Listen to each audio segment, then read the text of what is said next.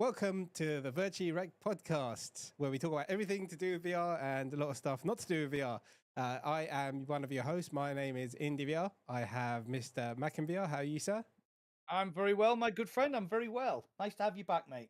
Yeah, it's great to be back. Great to be back. And we have Mr. Power on VR. How you doing, mate? I am fan bloody dabby dozy tastic. That Excellent. works, definitely. Excellent. And you reached a very big milestone. Congratulations, sir. Yes, congratulations, my friend. I did. I am now 37 years old. Excellent. And no, I did. I reached 100k. It's probably the biggest achievement that I will ever have in my life. Yeah. How does it Don't feel? know. How does it feel? Honestly, like the initial buzz is worn off. Like I was obviously elated and I was like on cloud 9 and jumping around and being a tit. In fact, if you want to watch me exactly do that live, I did a stream for it. Go check it out. But now that it's worn off, it's a little weird. Like essentially all it is, right, is that there's a little 1 next to the other numbers that I had. And that sounds really kind of, I don't know, blasé, I guess. But genuinely, it's kind of like when someone goes, "Oh, it's your birthday. How does it feel to be a year older?" It's like, actually, I'm like 24 hours older than I was a day ago. Yeah. Like the difference is so little. I know that it makes a big difference to what I'm doing and my channel and how many people are likely to watch stuff and yada yada yada. But as a general feeling, it doesn't actually feel much different than before.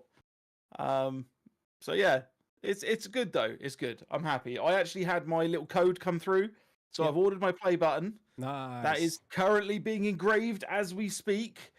And that should hopefully turn up within the next 3 weeks, I think it is, for the UK. Excellent. And then it will be on my wall. I'll put it like up here somewhere.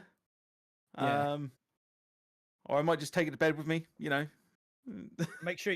Is it white clean?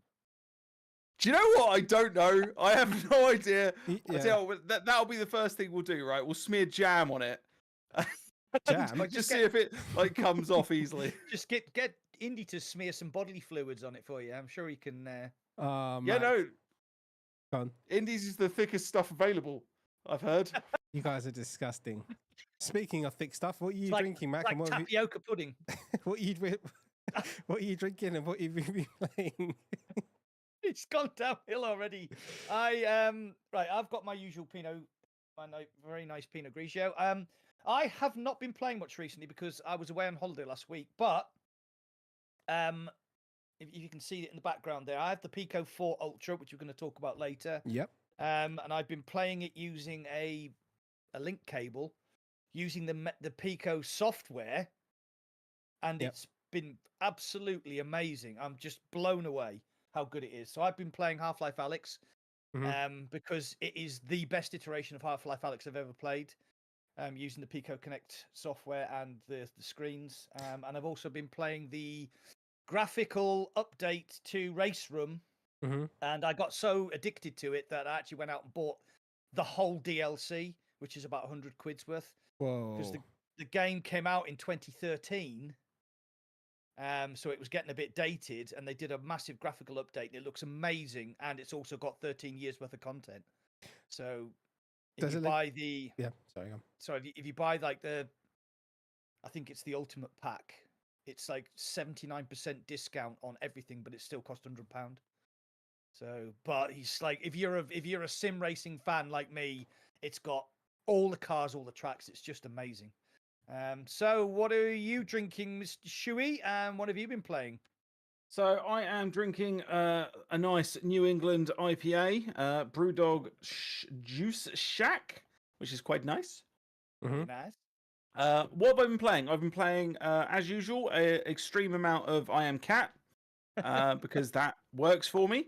I even like the video the other day was literally like I Am Cat as Assassin's Creed Ninja. And going around, it was anyway. Yeah, if you're into I Am Cat, go watch it. It's funny. If you're not, then don't watch it because you're going to be very upset for a solid 13 minutes. But the other game I've been playing a decent amount of today and a little bit yesterday is it's just recently come to the Quest, though I think it was already available on the Steam store. Is Hotel Rock and Roll, Hotel R&R, which is another sandboxy game because sandboxy games are pretty much my bread and butter at the moment. And the idea is that you're a rock star and you're in a hotel, and what do rock stars do in hotels? They trash the place. Smash things up, yeah. Yeah, they literally, like, the exact idea is you smash stuff, you get money, you try not to get caught by the manager or the maid or the security guards, and then you spend money on better items to do more damage faster. And then you rinse and repeat in different hotel rooms throughout the world. That sounds like good fun, actually. It is actually incredible fun. I'm not sure how much fun I'll have over, like, I don't know, 10, 12 hours or whatever, but the first couple of hours on it, I actually really enjoyed. I've had a blast on it. I'm trying to think of what other games I've... Oh, I actually gotten back into Beat Saber. So I've been using... Right, okay. Yeah, I hadn't played it in ages, and I needed something to, like, jump back into as a bit more of a move around fitnessy type thing. Yeah. So yeah, I jumped back in there and grabbed a few of the newer music packs like Daft Punk and Linkin Park and Mike Shinoda the Linkin Park pack was just me reliving my I wouldn't say youth because I wasn't young, but see, I was when that came out, when a lot of oh my god. Yeah, no, it was really good, man. So Indy, what are you drinking? What have you been playing? Invisible Water. Council Pop. Invisible Water. What have I been playing? I haven't been playing much. I wasn't doing any streaming or anything for a few months. I didn't do literally anything, I don't think. So I had a break, and what have I streamed? Chernobyl again, which is a kind of time traveling puzzle game set in Chernobyl. I enjoyed it. I thought it was quite good. I haven't finished it, but I did a stream of it. It was good little game. And then Zona Origin, which is kind of like Into the Radius, but like an indie version. Right. So yeah, it's got like the indie jank and stuff like that. But the game kind of grew on me as I played it. I was streaming it the other day. I did enjoy that. I haven't played Into the Radius 2 yet. I've had a key for it for ages. I do need to play it. But you were saying to me, Mac, that about, first of all, the amount of content, and then that little growl that Mac did. I'm sure it's to do with them wiping all of his progress after 800 hours. Well, what I thought I would do, because I loved Into the Radius, the original. I played it on PC, played it right to the end, made a decision, played it all the way through on the Quest 3, and made the other decision just to see what would happen. So I loved Into the Radius. So when the Into the Radius 2 came out, it was a bit bare bones, but it's still Into the Radius, and it looks incredible. Yeah. Especially if you play it on the PlayStation, where all the blacks and the reds really sort of pop. So I thought, well, what I'll do is I'll work really hard to get up to the full top security level, unlock all the really good weapons, and then when they update the game, like put in like weapon cleaning and hunger and thirst and open up more of the areas, then I'll be ready for it because I'll be level security 3. And when they updated it, they wiped your progress. Nice. Bastard. I had this fantastic AK-74 with like lasers and torches and like red dot sights and fucking... I had like a red dot sight on a canted scope and on a canted wrist rail, and I had the expensive sniper scope, and it was just a beast. It was a beast, and then they just took it away from me. So I'm not going to play that Into the Radius 2 until they release it from early access. Okay. Which is exactly where I am as well. I haven't played Into Radius 2, and I don't plan on playing it until at least the 1.0 release. Yeah. Right. I mean, I enjoyed it. It is good. It's different to Into the Radius because it's more. It reminds me more of a sort of what do they call that style of game where it's like super hard. Something like like a Souls game, like Elden Ring, like a Souls game. It's more like a Souls game because it is so hard. The enemies are proper tough. So yeah, it's like more like a sort of like when I was live streaming it, Weeble kept saying to me in the chat, "Save, save, save," because you can just die like that, and then you're like, "Oh, for fuck's sake!" But yeah, I think I'm just going to wait until the 1.0 release.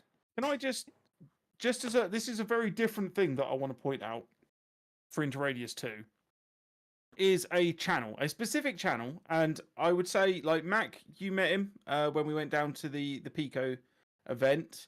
Yeah. And I've been speaking to him for a while, which is Time for VR. Time, the number 4, VR. Go have a look at him. Lovely young man. Yep, super fun guy, super good, like really good quality content. He recently released a Into the Radius 2 video, and I've watched some Into the Radius 2 videos over the course of the last couple of months. Yeah. And I watched his one that he released this week, and it hasn't done like huge numbers, but something about the way that guy puts together videos is just superb. Like, he must spend so much time getting it right and scripting it out, because he does, like, instead of doing like in-game voicing and whatnot, he does like a voiceover afterwards, and it genuinely feels like like a 1970s movie. All right. While you're watching like what he's doing, and he's talking about like entering into the bunker, and he's proper like storylining it rather than it being just a game. It genuinely feels eerie, the way he speaks, the way he goes through it. So go and watch that video if you're into the Radius and you want some content. He recently released a video this week, and it is genuinely fantastic. Yeah, I'll have to go and check that out, because I've obviously, after I met him, I went and subscribed to his channel and then watched some of his stuff. And yeah, he's a nice fella. He's very young though, isn't he? He is a very young guy. I think he's still like sub 30 or something. I know. I was like, oh shit, man, I'm old enough to be your dad. And he fucking in the pub with me pint in me hand, and I said, "Oh, you're young enough to be my son," and he went, "You're old enough to be my granddad." So I immediately knew that I was going to like him. I had one of the nicest beers I've ever drunk while we were in that pub. Oh, but you think they got the taps mixed round? Yeah. So it doesn't matter. But yeah. I don't even remember what it was called. I think it was called Light Bulb or something. Yeah, it was like a cloudy IPA, wasn't it? It was absolutely gorgeous. Anyway, back to I guess that's the other half of this channel is drinking. But even so, back to VR stuff. I just wanted to point that out because he's a good guy. We can talk about because Indy wasn't on the podcast the last time we spoke about it. We can talk about the Pico Ultra launch event. We can. I would like to say something, and if anybody from Pico is watching, I do apologise. We've been working with Pico for quite a while, specifically me and Shuey, but Indy did actually come down to one of their Q&A events where they told me I got my streaming contract, and then 4 hours later told me they were cancelling the streaming contract. I mean, it was a 4 glorious hours though, right? 4 glorious hours where I told my wife, "Oh my God, we should be able to go on holiday to Malaysia next year because I've nailed this streaming contract." And then I had to ring her back up 4 hours later and say, "Don't book any holidays." She'd already bought like 6 bikinis, 3 dresses, a sun hat so big that they could both go under it. Yeah, that's just for Mac. Hell. Yeah, I know. But we went down to the launch event. There was like it was actually at TikTok HQ in London. It was quite a swanky event. You know, they'd obviously put some time into it. There was like a presentation for an hour, and then they had like a load of Pico 4 Ultras that you could get games demoed on. They had the tracking. They had the I'll get one of them out. Where is it? They had the Pico trackers, which I've been using with my Pico 4 Ultra. And then they had just a load of Pico 4s just laid about, and you could like help yourself and try it out. I used the color pass-through, which, you know, we are going to talk about the Pico Ultra later, or we can talk about it now if you want. I don't mind. We're on the subject, so you might as well. Yeah. So they sent out a load of Pico 4 Ultras to some YouTubers to review. Not me, and not you, Shuey. No, we should point out that there was kind of an offer, like, so that we're being 100% transparent, there was kind of an offer where they would send us one to share, temporarily, where they were like, "Oh yeah, if we send it to you, then you can send it to him, and you can send it to him, and yada yada yada." Wow. That's very nice. And this was like 10 days before the release, and there's about 10 of us. Yeah. So that was. But no. So I mean, taking nothing away from Gamertag, because I have met Gamertag, and he is a super nice guy. You know, proper genuine YouTuber. Go and subscribe to his channel. Makes some great content. But they sent him a Pico 4 Ultra, and he didn't review it. He put a post on Twitter that said, "I'm not going to review it. These are my thoughts."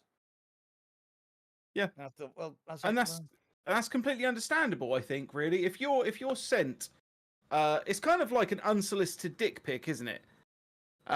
You get randomly sent something, and what are you meant to do? Like go on this huge like tirade about it and be like, "Oh yes, it's so long and hairy and pink." And that's when they're talking about the Pico 4 Ultra, by the way, not the dick pic. And it's you know, if you're sent it and you don't actually ask for it, then yeah, I don't think you're under any obligation to do anything with it. Yeah. An interesting thing is, like, somebody else that got sent one was Tigress. I don't know if you watched her review on it. I have, yes. I thought, like, she is the perfect person to have been sent one of those, right? Because it's right up her alley. Like, she spends so long setting up, like, base stations and everything to get it all right and get everything sorted. And then her video is just like, I looked down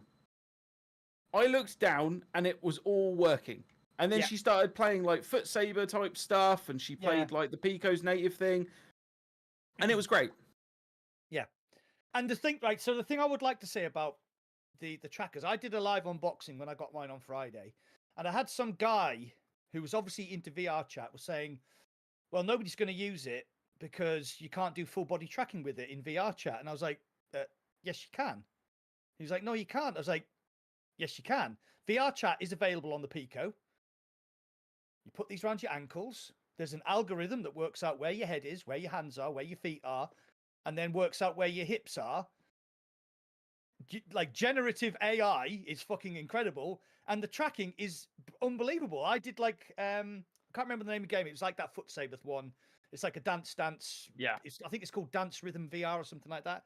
And the tracking was absolutely spot on. I mean, my dancing was shit, but the tracking was absolutely spot on. Yeah, it tracks your shit dancing perfectly. It does. It did. It actually didn't even make me look as good as I should have. I just looked shit. And there's another game in there called I think it's called Box Fit VR or something like that, where you get like a personal trainer and they do a movement and you were supposed to copy them. Absolutely flawless. And to like, so if you've ever had a Vive tracker, an HTC Vive tracker with base stations and an index like I used to have, they were a colossal pain in the arse because you have to go into like these menus in Steam and you have to, you know, and they all look the same, and you have to figure out which one's on your left leg, which one's on your right leg, which one's on your hip. With these, the setup process is literally put them on your ankles, stand still, look down, calibrated. Takes 10 seconds, if that. And they work really, really well. And another good thing about them is they come on these little straps, but say, for example, you want to play golf with a proper golf stick, you can just put that on the golf stick and it will track the head of the golf club. Sorry, not stick. Yeah. Really, really well thought out and a great little bit of kit. And they've also got live integration on the Pico. Steam VR picks them up as trackers. I haven't got into it properly yet because I haven't really had time because I've been on holiday. But these things, 80 quid for full body tracking. You know, one Vive tracker costs that. One Vive tracker costs that. Not if you buy the elite ones, Jesus. Oh, yeah, exactly. So no, Pico have really knocked it out the park with these. They're 80 quid. You can buy them separately, $79.99 in the UK. If you want to do full body tracking, I'm going to start doing my live avatar as well because we met Cone. What's her name? Bloody hell, Scone. We met Scone, who does like avatar based YouTube content. Lovely girl. She does VTuber rigging. VTube, yeah. So she's going to make me an avatar, and I'm going to start using these to do pistol whip content again, because that is actually how my channel started. Was doing pistol whip with avatars, all those years ago. Nobody watched it, but you know. Parasite. That's exactly what. As soon as he took it off of that strap, that's all my brain was thinking. Meat Saber. Yeah, it allows you to play Meat Saber. So when's your VR chat stream going to be, Mac? Doing showing off the full body? I'm not doing VR chat. Fuck that shit. I said No. it during. I'm actually going to get into it. I'm actually going to jump in. I've been wanting to for a while. I've dipped my toe a couple of times. I need someone to show me around properly. I'm not experienced. I've been in it like 3 times. Yeah, that's it. I've done it. I've been in it because I got interviewed by a chap from Brazil, and he wanted me to do it in VR chat, which was fine. So LSB says full body tracking is a gimmick. It is not a gimmick. No, it's fully not disagree. A gimmick. No, I'm sorry, LSB. I love you and everything, but Digital you are wrong. presence is a big thing of the future. It is at the moment. I agree. It's not where it needs to be, but there is a big difference when you're interacting with somebody that has full body tracking. The sense of presence. The sense of presence, but also like the small amount of subconscious bodily movements that can really make a difference. I think it's important for where VR is going. Yeah, because at the end of the day, you can take your eyes in there, you can take your hands in there, you can take your voice in there. Ideally, you need to take the rest of your body. Do you reckon they'll have? I mean, they will one day, or they might even have them, like ones that you strap around your penis, like a tracker. They do. That. Yeah, it already exists. You interviewed a guy, Indy. You interviewed a guy when you used to do the interviews in Neos. Yeah. I can't remember his name, but he was talking about having sex in VR, wasn't he? That was the VR. What was it called? Because he was always high as a kite on Red Bull, wasn't he? He was like, you know that scene, Curtis. That's him. That scene in oh fucking hell! What's the space version of Simpsons? Fucking hell! Jetsons. Futurama, where he drinks 100 cups of coffee. That was like talking to Curtis. Yeah, he was like 100 miles. That was the controversial podcast, the one and only episode that we did about sex in VR, which is still on my YouTube, but it's just unlisted. So if anyone hasn't seen that, let me know. I'll send it to you. So I'm just reading my chat. It's well worth it, by the way. Oh, just while we're having a half-second break, I just need to shout out to all of our Spanish listeners out there, and I've got a special message for you. Indie es una teta. There you go, for all of our Spanish listeners. Okay. If anyone can translate that, by all means, shove it in the chat. Indie es una teta. I was at the something about me and a potato. I was at the Barcelona Grand Prix a few years ago with my wife, and I'd been doing the Rosetta Stone Spanish, and I was quite good. I had, I could converse a little bit in Spanish.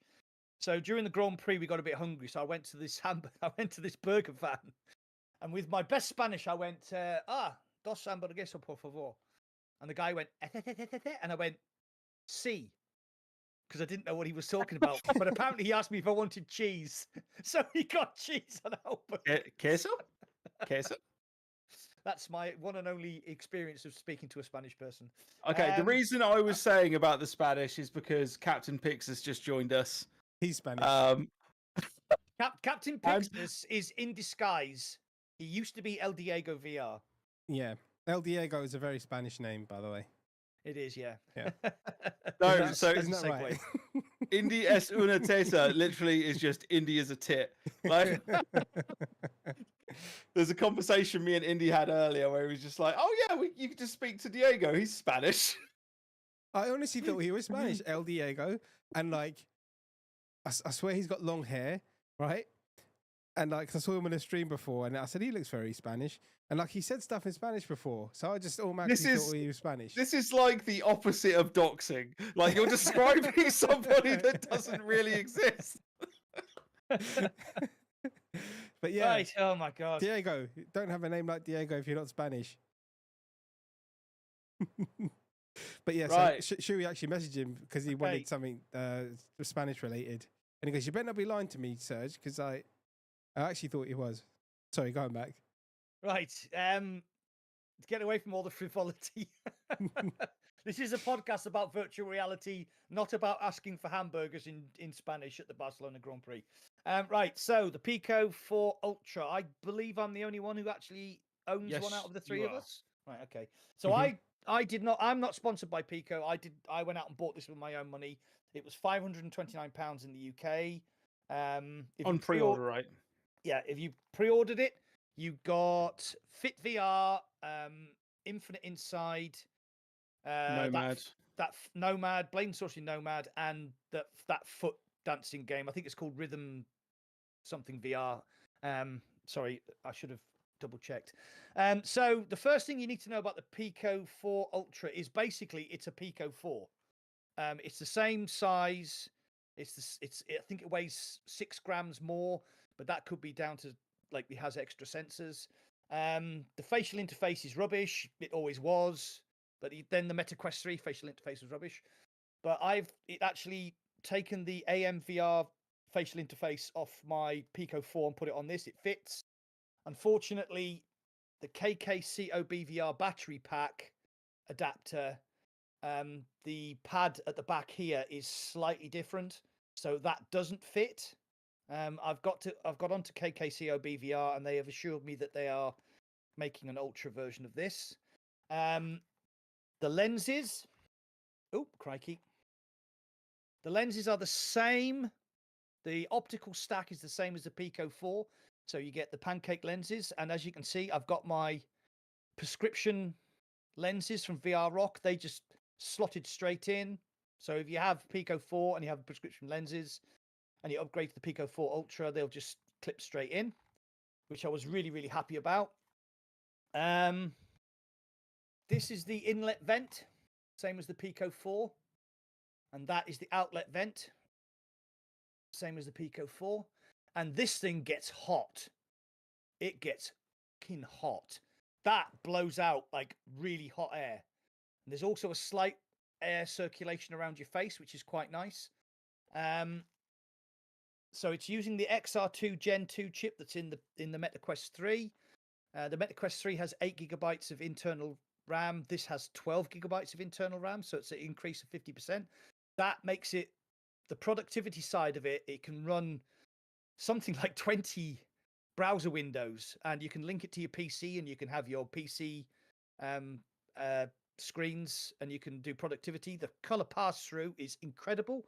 It's got two 32 megapixel cameras here and here, and then in the middle there's something called an ITOF, which I still haven't found out what it means, and it's basically a depth sensor. So it's like the LiDAR in your Apple phone. So it has proper depth perception. And in one of the games I played, which the name escapes me, it has proper occlusion as well. So if you hold your hand in, it was like a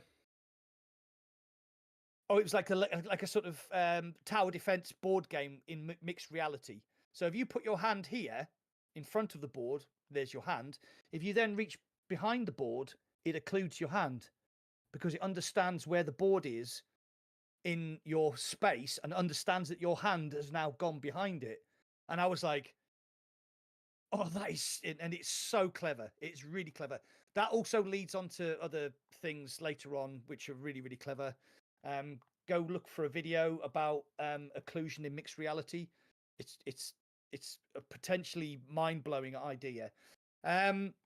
So the LCD screens in this are slightly higher resolution.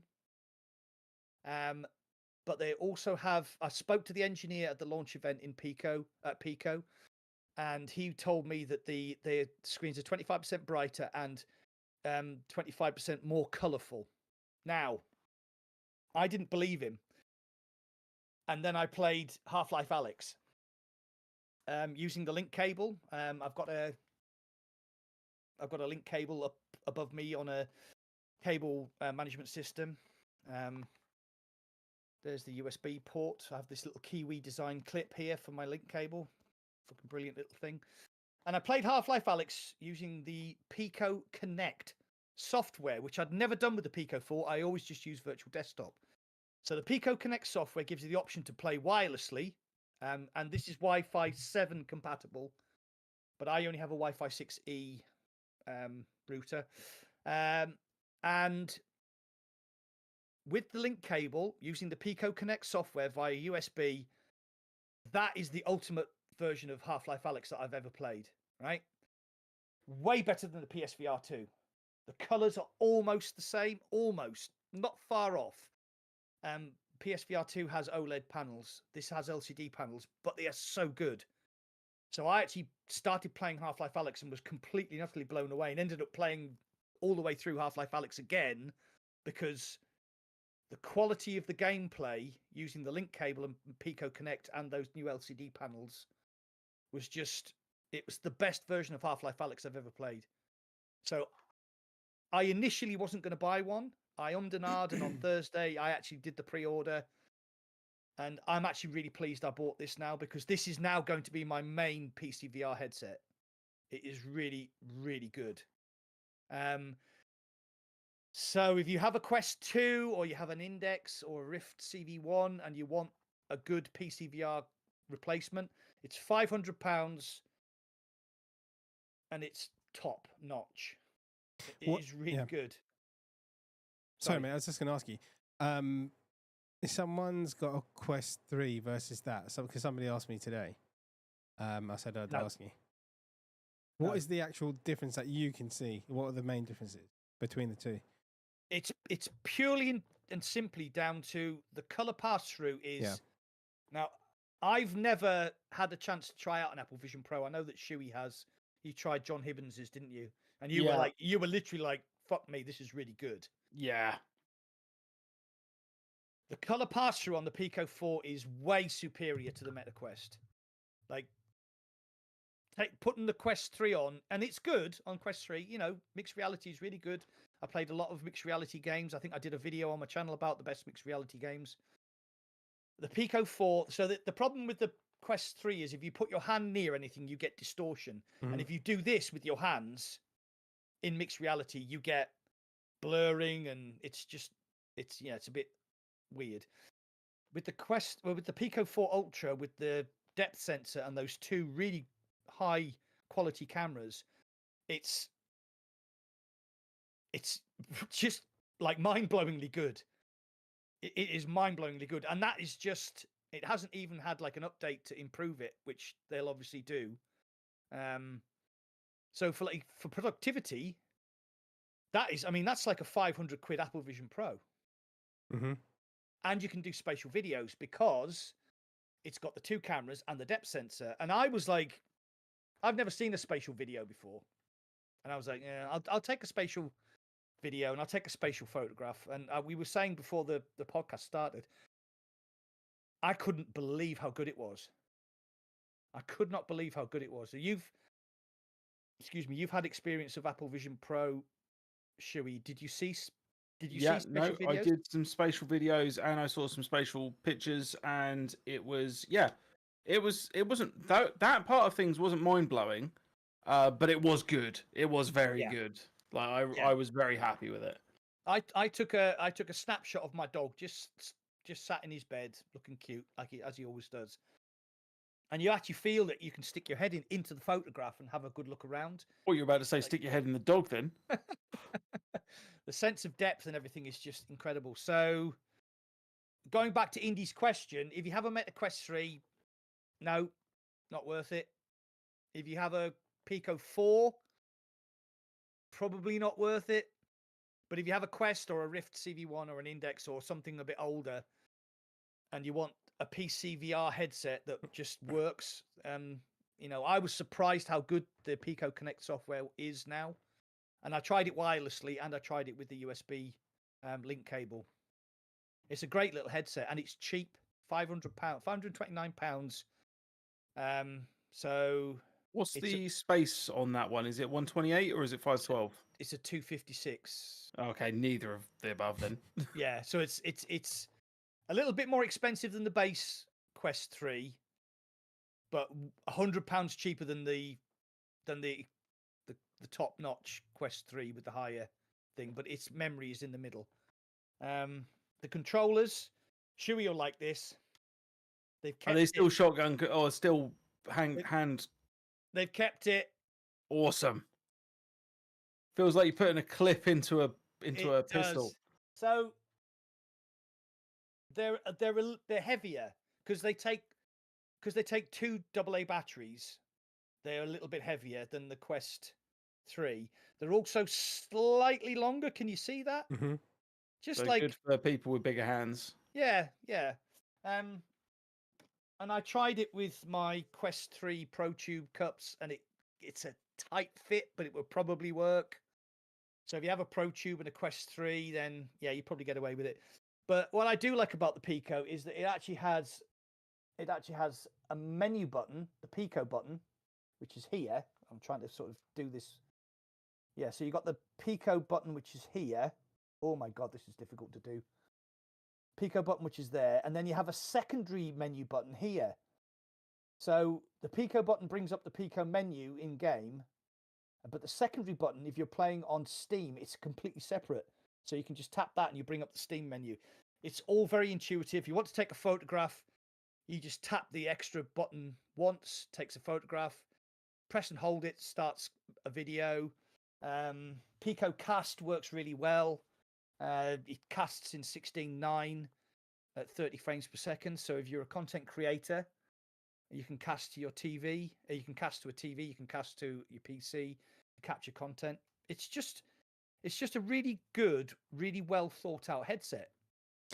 Have you done a live stream from Pico native? From this new Pico? Because because Meta's got the audio off sync and all that kind of stuff.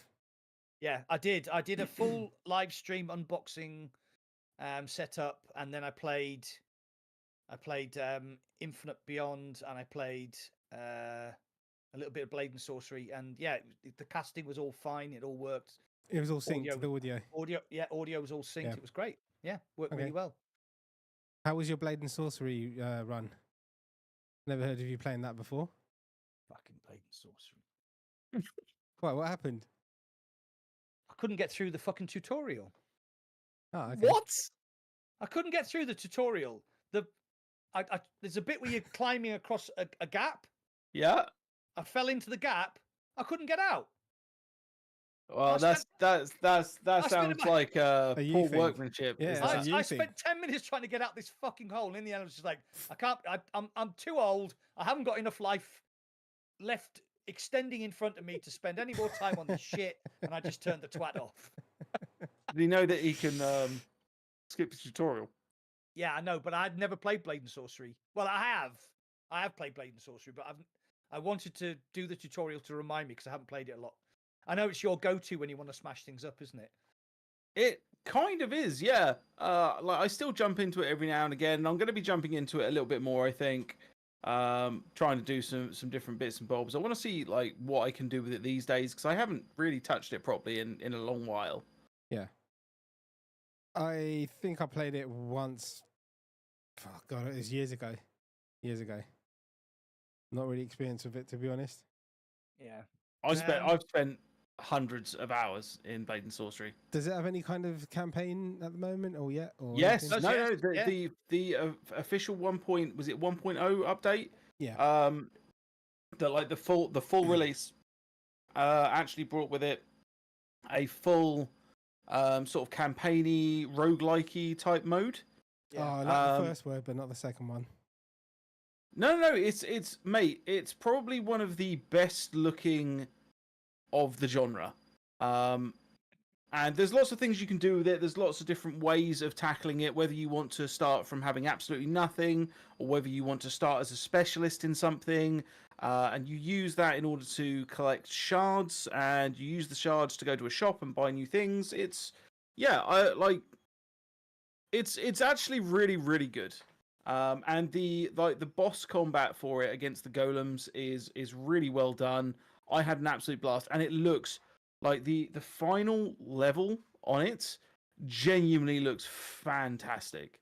Right, it looks so good. I might check because that campaign wasn't available on the Pico version. But No, it's not available on it's not available on Nomad yet. Oh right, okay, it's only available on the PC version, right? Okay. Yeah, which is why it looks so damn good. Yeah.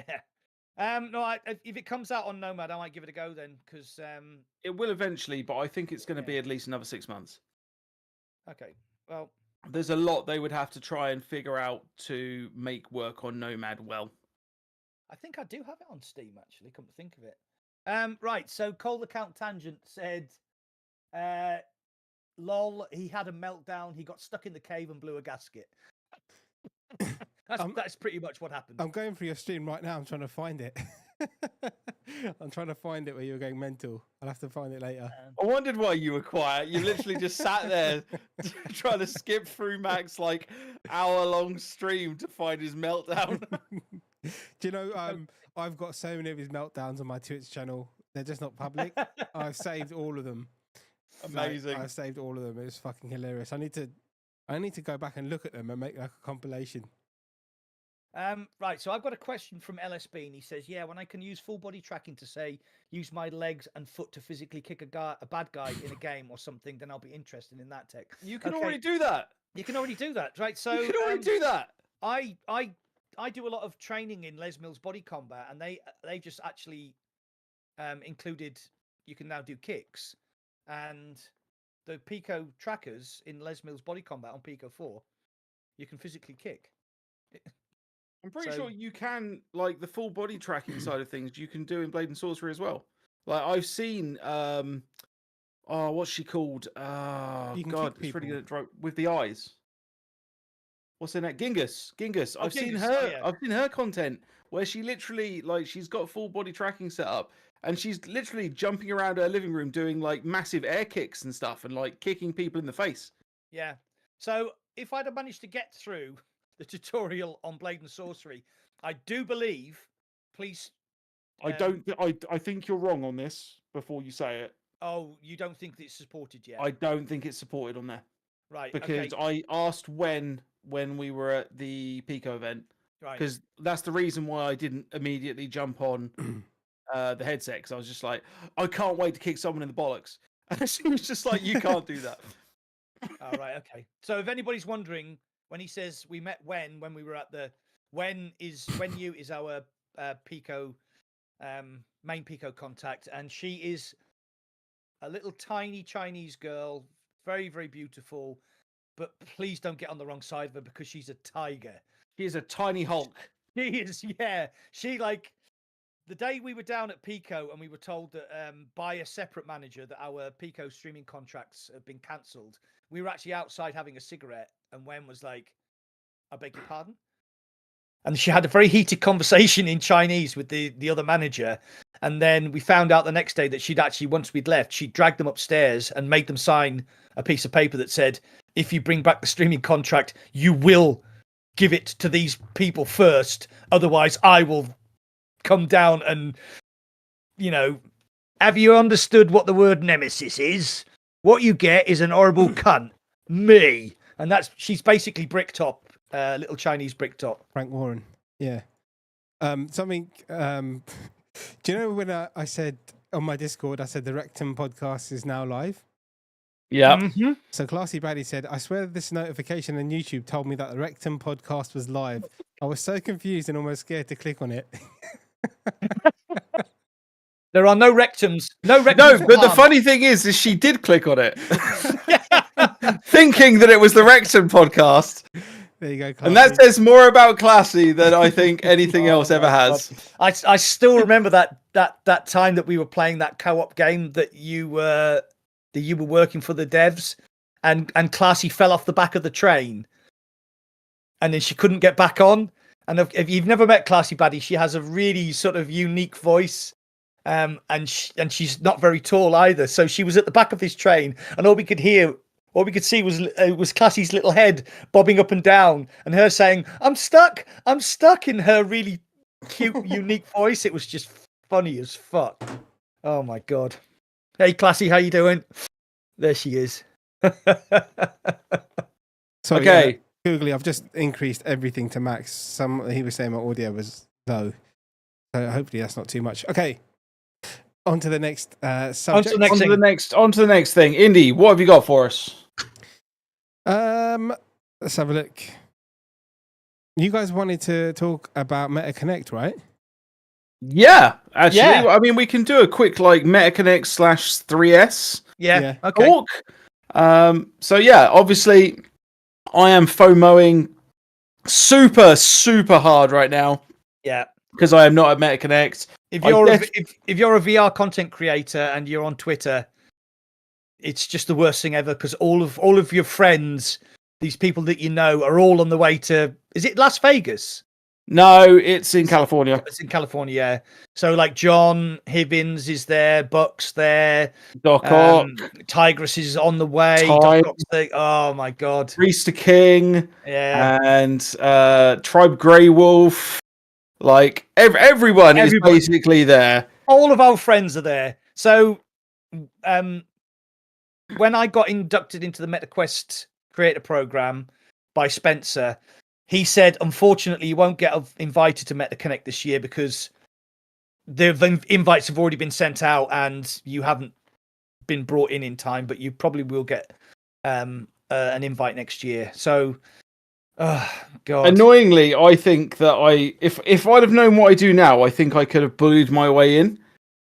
Yeah. But so I actually had a conversation with John Hibbins, who's the CEO of SciTech Games, because I was helping him out with some video editing a couple of weeks back, and he was like, "So you coming to MetaConnect?" And I'm just like, "Mate, it's not likely to happen." He's just like, "But it's the mecca of VR content creators. How the hell are you not going?" And I'm just like, "I really want to go." And he's just like, "Go and book a flight." And I literally went. And it was considering this would have been 11 days before those guys were flying out. Yeah. And the flights were going to cost me £1,500 in the worst, nastiest, covered in dirt, pissed on seats you've ever seen in your life. Ryanair. Basically the Ryanair that happened to be big enough to go transatlantic. And I was so close to hitting the buy button. Yeah. So close. But not only do I have kids to sort out, the missus to sort out, and all of the house and stuff to sort out, I didn't, even if I had flights, I've got nowhere to stay. So John Hibbins, who's the CEO of SciTech, is one of the nicest men I've ever met in my whole life. Very, very generous, funny, proper gamer as well. And they've hired an Airbnb. It's a VR content creator house. Yeah, and it's not a small one. It's not a small house. There's 8 of them at least. It's in the freaking wine country. Is it in Sonoma Valley?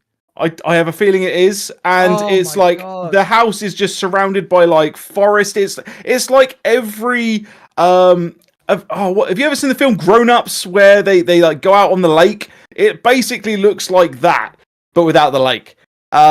It's just I'm dying of jealousy right now. Bluebell, thank you very much for the gift for Indy. He definitely needs it to persuade him to actually make some fucking content. I did 2 live streams in 3 months, I'll have you know. So they lasted a month and 8 days each. Thank you very much, Bluebell. Yeah. Can we talk about your situation, Indy, or is it too sensitive at the moment? What you did to me last night? I'm not talking about your rectum. The Rectum podcast. This is what you came here for, Classy. I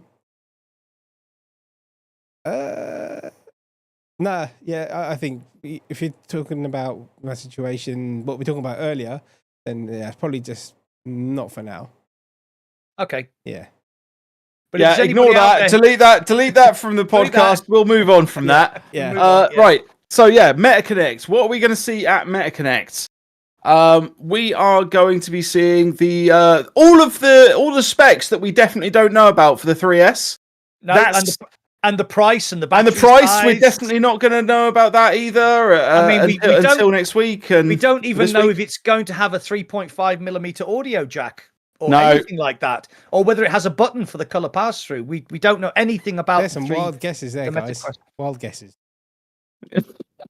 Wild guesses. Okay, it's going to be ridiculous $300. No, Mac, it's definitely not going to retail for $299. It's I half wonder, right? Not even half. It's like 0.0001% whether this is a giant troll, right? The 3S is a years-long troll where they have released everything, they've leaked everything, and actually they're just going to come out with something. They're going to have like a 3S, right? And they're going to come out and they'll be like, this is the 3S. And like a Kinder Egg, they're just going to split it open and pull it apart, and this magical new headset is going to appear out of nowhere. And it's going to be like a 3S, but it also does dirty things to you in your sleep. Like, it's going back to the Virtually Rek't podcast. Confirmed, the 3S has an anal probe. Mark Zuckerberg will be able to look at your bowels. Oh, that's something we need to talk about as well. Actually, is the bowels? the Elon Musk versus Zuckerberg sort of feud that's still going on. But we'll get to that. Or what? Come on, I want to see a fight. I want to see a fight, but have you seen like Musk is now like doing pictures of Zuckerberg? Oh, and he's gone so insane that he's like actually making like bad pictures of Zuckerberg and posting them to X.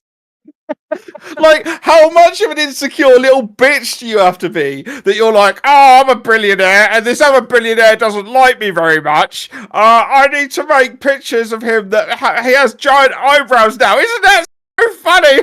Well, what do you do? Yeah, I mean, when he's got that stupid amount of money, he's probably sitting in his office thinking, oh, I'm fucking bored out of his nut, thinking, oh, what can I do now? I don't think the guy ever gets bored. I bought the latest Ferrari. I've shagged the latest supermodel. I think I'll just make AI pictures of Mark Zuckerberg with huge eyebrows using the AI that they've just released on X. Yeah, what is it called? Grorp or something ridiculous? Yes, that sounds very pornographic. It's Harry Potter's, like, isn't that Hagrid's brother or something? Half brother. It's like, oh, do you know what we should call our AI? Grorp. Sorry, I don't think I actually know what Elon Musk sounds like. The Googly has just asked, yes, the 3S has Fresnel lenses. So basically, it's exactly the same as a Meta Quest 3, but it has Fresnel lenses because it's cheaper. They've dropped a few of the features like the jack, the headset jack, and all that sort of stuff. They're basically trying to get a $300 VR headset because that seems to be the price point that sells. Because when they released the Quest 2, the 64 gig version, the Quest 3, Quest 2, the 64 gig version was $300, and they're trying to get that. They're trying to get back to that affordable. $300 isn't too much, so you might just go like make an impulse buy and give it a go. Yeah, because when they dropped the Quest 2s down, they sold out, didn't they? Mm. So people are just and waiting. Quest still a great headset, you know. I mean, I know this is really bizarre, but me and my wife have been playing golf in VR. So I've given her the Meta Quest 3. We've got the wonderful golf sticks from Vogue's and AMVR. Did you send me a golf stick? Eh? Did you send me a golf stick? Or no, I haven't. It's sat there. Sorry, mate. I will send it to you. Yeah. So I've been so my wife has the best experience. I let her use the Quest 3. And I've been using the Quest 2, and we've been playing golf, and it's fucking good. This is the first time my wife has ever played VR, right? She's, bearing in mind I've been into VR since 2016. It's the first time my wife's played anything in VR. I put the headset on her head. I gave her the golf stick, club. Got to stop saying stick. And we've had an absolute blast while we were on holiday, playing golf in VR, and it's been wonderful.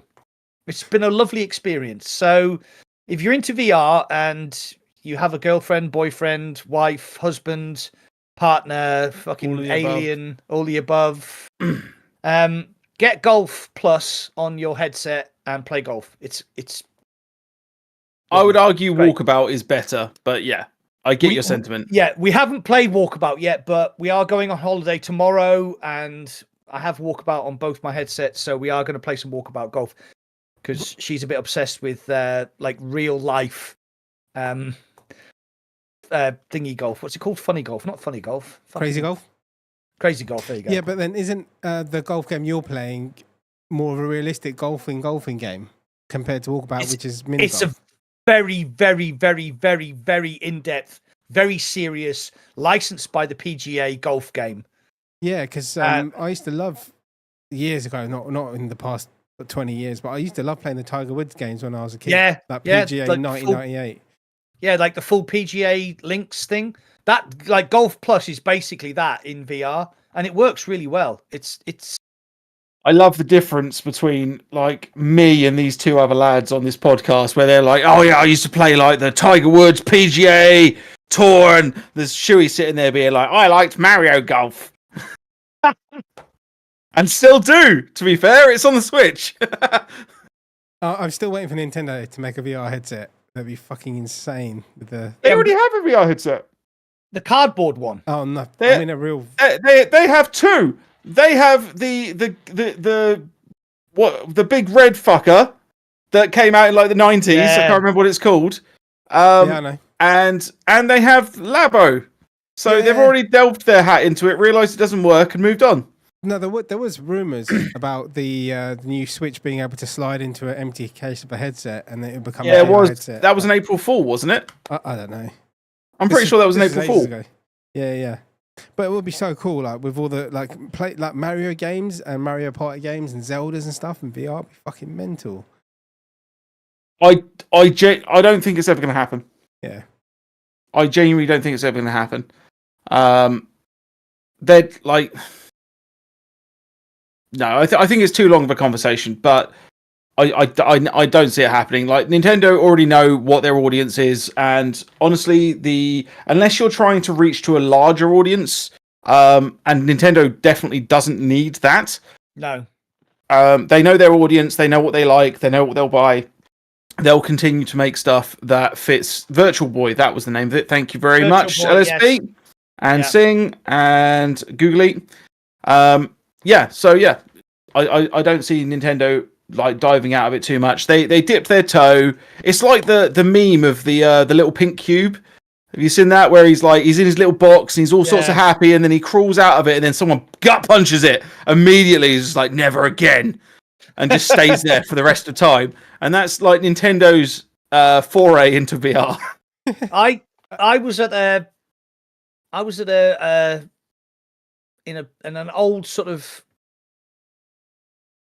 charity shop, and I saw this is like 20 years ago, and I saw a box, and it was a Virtual Boy box, right? So I went to the woman. I said, "Oh, is the Virtual Boy actually in there?" She went, "Oh no, it's just the box. We got given a load of stuff when this guy died, and it's just the box." So I was like, all right, how much do you want for it? She said 50p. I was like, oh, okay, I'll buy it. So basically, it was a Virtual Boy box with all of the packaging intact inside, all of the guides, all of everything was in there, just not the Virtual Boy. I sold that box on eBay for £100. Yeah. Because it's so rare that somebody wanted their Virtual Boy to have the box that had all of the packaging in it. I think you missed a trick there. It was 20 years ago. Even so, I still think like buying a Virtual Boy at that point and shoving it in the box, I think like you'd have made massive bank. Someone would have purchased that just to be able to have a Virtual Boy with the original packaging. I've got this is really weird, right? So in that same, right, I used to go to this charity shop all the time, and I don't know where they got their stuff from, because they always had like retro video games. They had like SNES consoles, SNES games. Somebody who was supplying them was obviously a gamer, and they would like buy stuff and then go, well, I'll give that to the charity shop, but I'll keep this for myself. So I went in one day, And I saw this thing on the shelf, and I said to the woman, I said, "What's that?" She went, "Oh, I don't know. It's like an odd-shaped television." So I had a quick look, and it was a Vectrex. Do you remember those? No. Even I'm Right. not that old. Right. So basically, a Vectrex was an early. Do you remember that game, Asteroids? Mm-hmm. So Yes. that was a certain style of game. Remember that one of the most important games to ever be produced ever. Yeah, but the thing was, so it had like a certain style. It was like vector graphics. So the Vectrex was a games console that was like a TV. Yeah. Like a 16:9 TV turned on its side. So it was like 9:16. Oh yeah, I'm looking at it now. You used to get these color inserts, and basically it was black and white. You used to get these color inserts to make it, and you could play Asteroids, and you could play all these sort of games. I was like, "Oh right, how much do you want for that?" She was like, "Oh well, it's £50, but it comes with all this." And she gave me a boxed Vectrex controller that had never been opened, a Vectrex controller, and then a big pile of games still in their boxes. And I bought it for £50, and I think I made £1,000 off the sale of that. This is 20 years ago, mind, on eBay, because I split it all up and sold it separately. You can buy them on eBay right now, working ones for £800. Yeah. So this was 20 years ago. So I sold the Vectrex boxed separately. The controller, the boxed controller, it was so rare that I nearly made as much money on that as I did on the Vectrex when I sold it. It was fucking crazy. Anyway, came out in 1982. Yeah, there you go. I was 25. No, I was 15. I was 14 in 82. There you go. That's how old I am. Cool. Right. So we didn't talk about MetaConnect at all. I mean, how much can we, like, what else do you expect MetaConnect to actually contain? Because honestly, the rest of it, like we saw on Twitter in our little creators group, it's probably just going to be one of these things where, you know, do a shot every time they say AI, and you'll be wankered in the first 10 minutes. Yeah, so I think they're going to reveal the Quest 3S. They're going to probably talk about the Meta Ray-Bans because they've extended the contract to 2030. They might have a new Ray-Ban reveal. I'm not sure, like an updated, like a 2.0. I'm not. I would like to be there, but I'm not particularly excited about what they're going to reveal. Oh, I wouldn't want to be at the actual Connect. I just want to go to all the after parties. There are going to be like it's going to be party central for like 2 days, 3 days straight. I've got no interest in the actual Connect, if I'm really honest, for this year, because I'd just be like constantly sitting there being like, "Let's go drink, let's go drink, let's go drink." Chewy, remember we're Meta Quest creator partners. You have to be hype. I'll be too hyped to talk about all of the stuff afterwards. Oh, but, yeah. Like, otherwise, I'm going to be sat in the hall being like, "Oh, we got to go do stuff." I can't remember because I was wankered for the whole week. Yeah. Shall we talk about your new toy? Shall we? Speaking of Mr. Pixis, the best in class AI glasses. No, these aren't the best in class. Or I don't know yet. I haven't played with them enough, but I don't think they will be. But they're pretty good. Is my new little toy, which I have been sent some sunglasses. No, I have been sent some X-Real Air 2s. There you go. There's some fun. So you wear these instead of your glasses. I've actually ordered some VR Rock inserts for these. And yeah, it basically, you can either mirror your screen, or there is a what do you call it? Apple Vision Pro-esque interface for this. Sorry, I'll keep waving this bit in your face, but it doesn't actually help. So this is the X-Real Air 2. These That's really weird. I've never seen you without your glasses on. Yeah, I know. It's because I can't see a damn thing. The only time I take my glasses off is for jiu-jitsu. That's literally it. And then you got your ribs cracked. So yeah. Yeah. So what does that say? So yeah, basically this will plug into your phone and it'll work with the Android software. You can download special little bits and bobs, but it's a bit of a pain in the ass, and you can't charge your phone without a pass-through system whilst you've got these plugged in, because it requires you to be plugged in at the end there so that it sits like over your ear. And so they also sent me this, which is an Orbit Pro, I think it's called, and it's essentially a phone, but it's a phone that also has like 2 3D cameras so that it can do, or not 3D, it has 2 cameras so that it can do spatial video, spatial pictures, etc. But it also runs all the stuff, so I can sit there with my massive screen in the headset. This is, and it's got AR capabilities, so I will be able to sit there and I can plug it into different things, and I can watch Netflix or Disney Plus or Amazon and all that jazz. Also, the glasses actually work, so you can change whether or not they are sunglasses or not. Yeah, so you can change like the pass-through of them. That's one of the coolest things I thought about them. Which is obviously pretty awesome. I'm pretty happy about that. I've played around with them. Today's the first day that I've opened them up and had a quick play. Hang on, they sell a pass-through for the Rainier Airs that will work with those. Do they now? Interesting. I will look at that. And Captain Pixis also asked, they're not the ones with the built-in hand tracking, are they? Or is that just the Pro 2s? No, this is the Pro 2, the Air 2 Pros. Right, okay. So it doesn't have hand tracking, so far as I know, anyway. But you just use the Orbit, the Beam. Sorry, that's what it's called, the Beam. Yeah. In order to, as a little controller for it, which works quite nicely. But yeah, on the whole, I sat there today and I watched a few YouTube videos on it. And I've wanted one of these for a while because I want them for plane journeys, or like train, or just.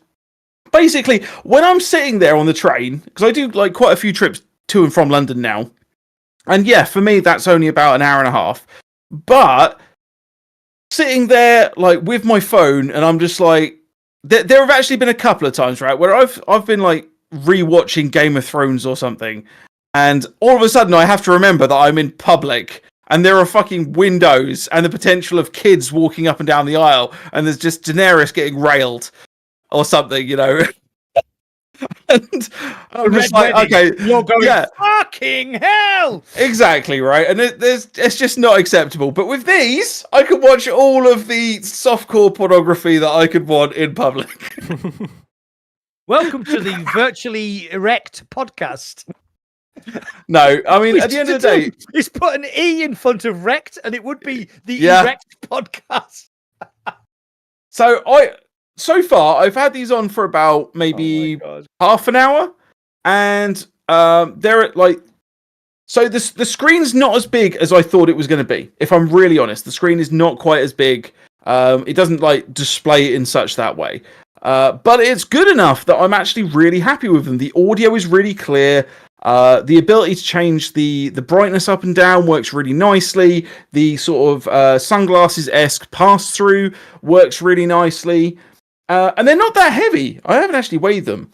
Like when I had them on for 40 minutes, and it's no different from me wearing my glasses. The only thing is that these are nice and springy, which is quite nice. Oh, you can't actually see that. Sorry. So the nose pieces are nice and springy, and they're super cushioned. So any weight that's on them is actually taken off almost immediately. Sorry, I've actually not looked at myself wearing these. I look pretty badass. But yeah, on the whole, I'm pretty damn chuffed with them. If anyone's got any like interesting use cases for these, I'd be really, really interested to hear that. Yeah, because I want to play with these a lot.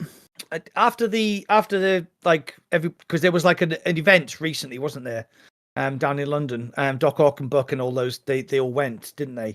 And I was going to pull the trigger because I had a little bit of cash sitting around, and I was going to pull the trigger on them. And it was actually Mike from Virtual Reality Oasis actually put me off, and he said that it's almost there, not quite.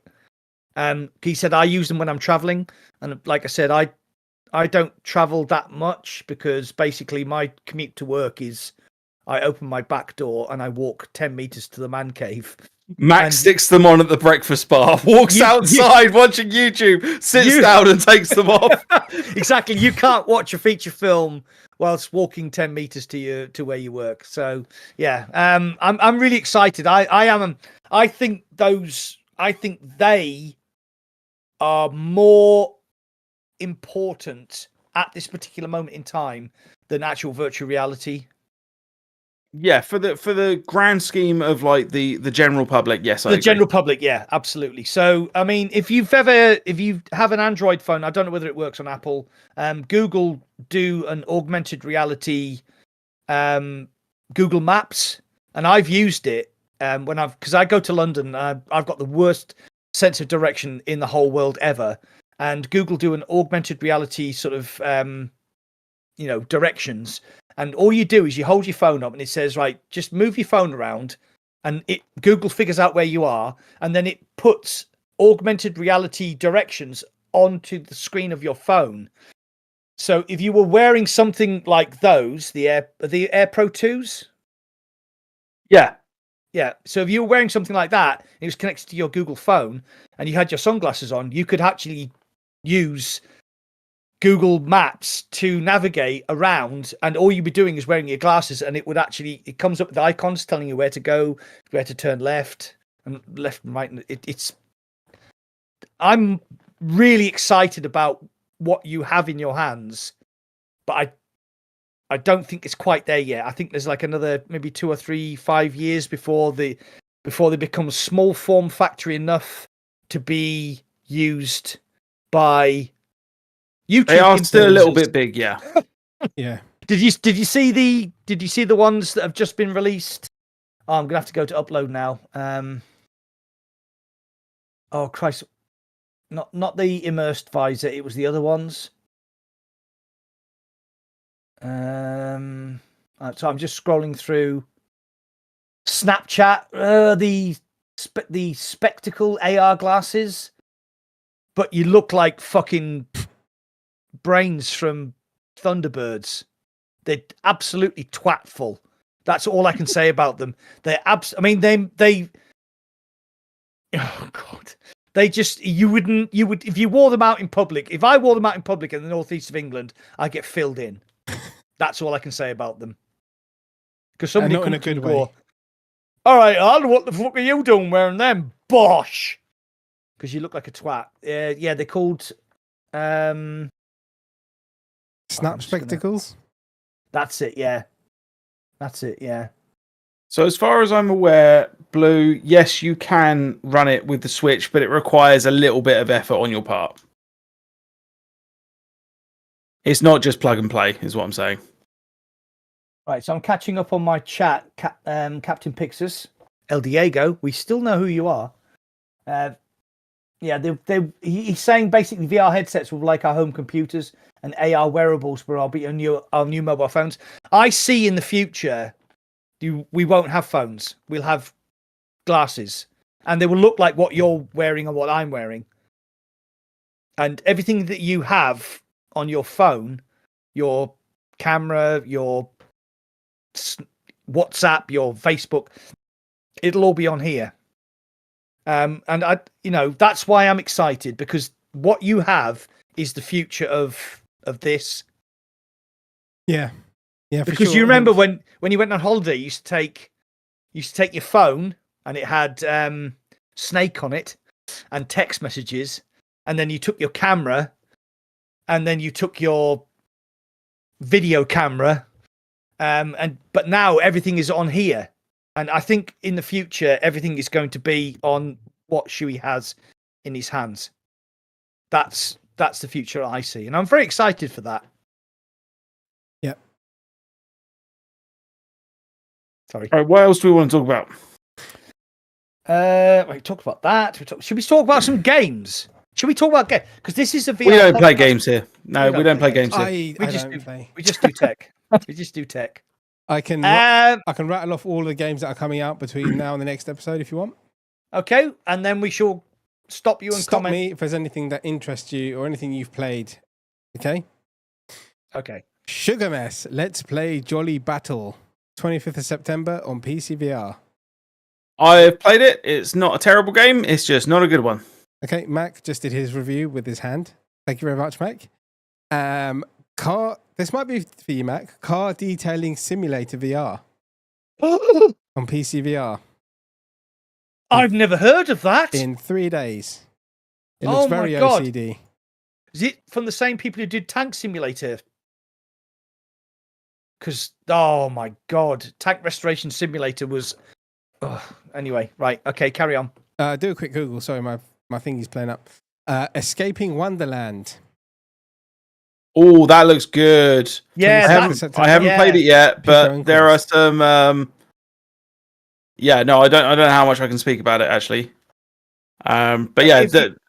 If you like the Alice in Wonderland, Lewis Carroll sort of world, a bit dark, is that what it is? I haven't played it, so I don't know. It is it's an adventure game at the end of the day, sort of platformy adventure. It looks very good. It's been on my list for a while. For the last couple of for the last couple of days. And I plan to play it with some point this week.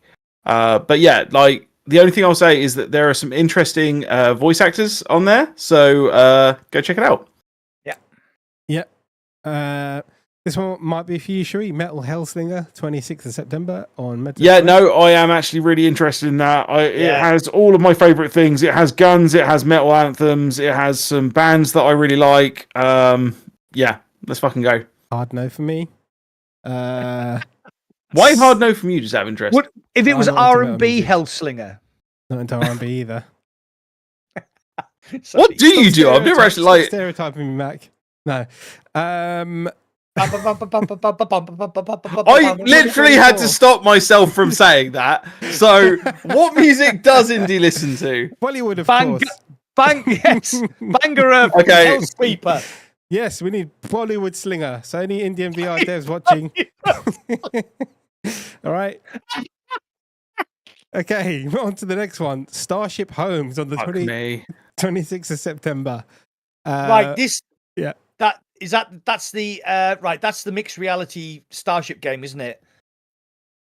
I'm very excited about that. I have access, but I haven't got around to playing it because I was on holiday last week. So yeah, and I'm on holiday tomorrow, so probably not till next weekend.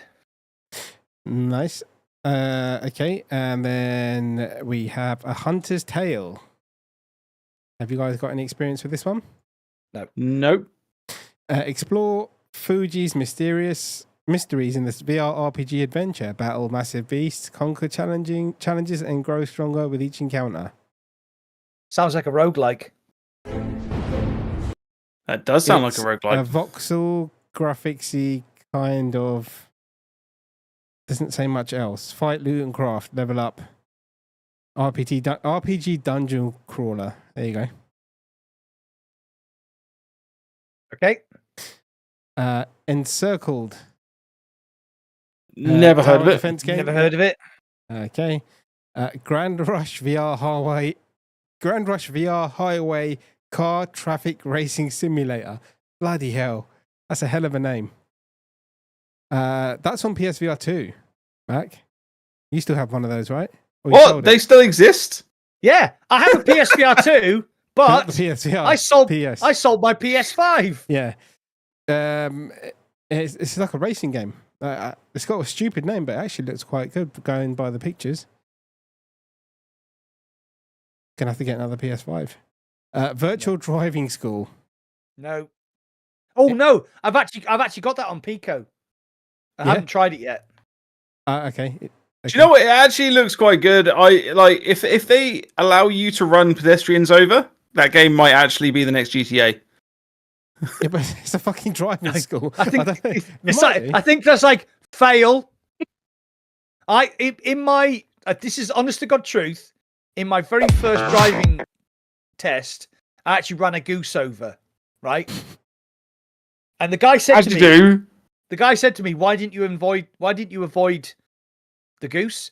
And I said, "Because I didn't know who was behind me, and I didn't want to go onto the other side of the road." And he was like, "Oh, okay." fair answer, but you failed. I was like, right.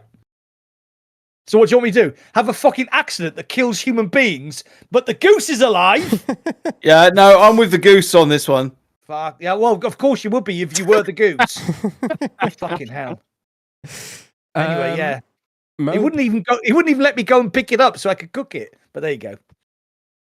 Mobile Suit Gundam Silver Phantom. Oh, mate, I am so looking forward to that. October 3rd on Quest. Excuse me a second. I need a second. You can talk about Mobile Gundam.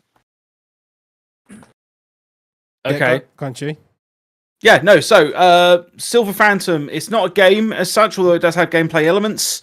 But it is essentially an experience. And I am super into Gundam. Like, that's what I grew up with. Like, some people grew up with Dragon Ball. You freaking weirdos. And the rest of us would wait the extra half an hour until Gundam came on, like a normal person. And we would watch mechs go at it, rather than, like, people showing off their muscles for half an hour every week. So... yeah, no, I'm super interested. I've been waiting for like a VR Gundam-y type thing to get like an actual Gundam thing, right? Not just like Iron Legion or whatever. That's not the name of the game, is it?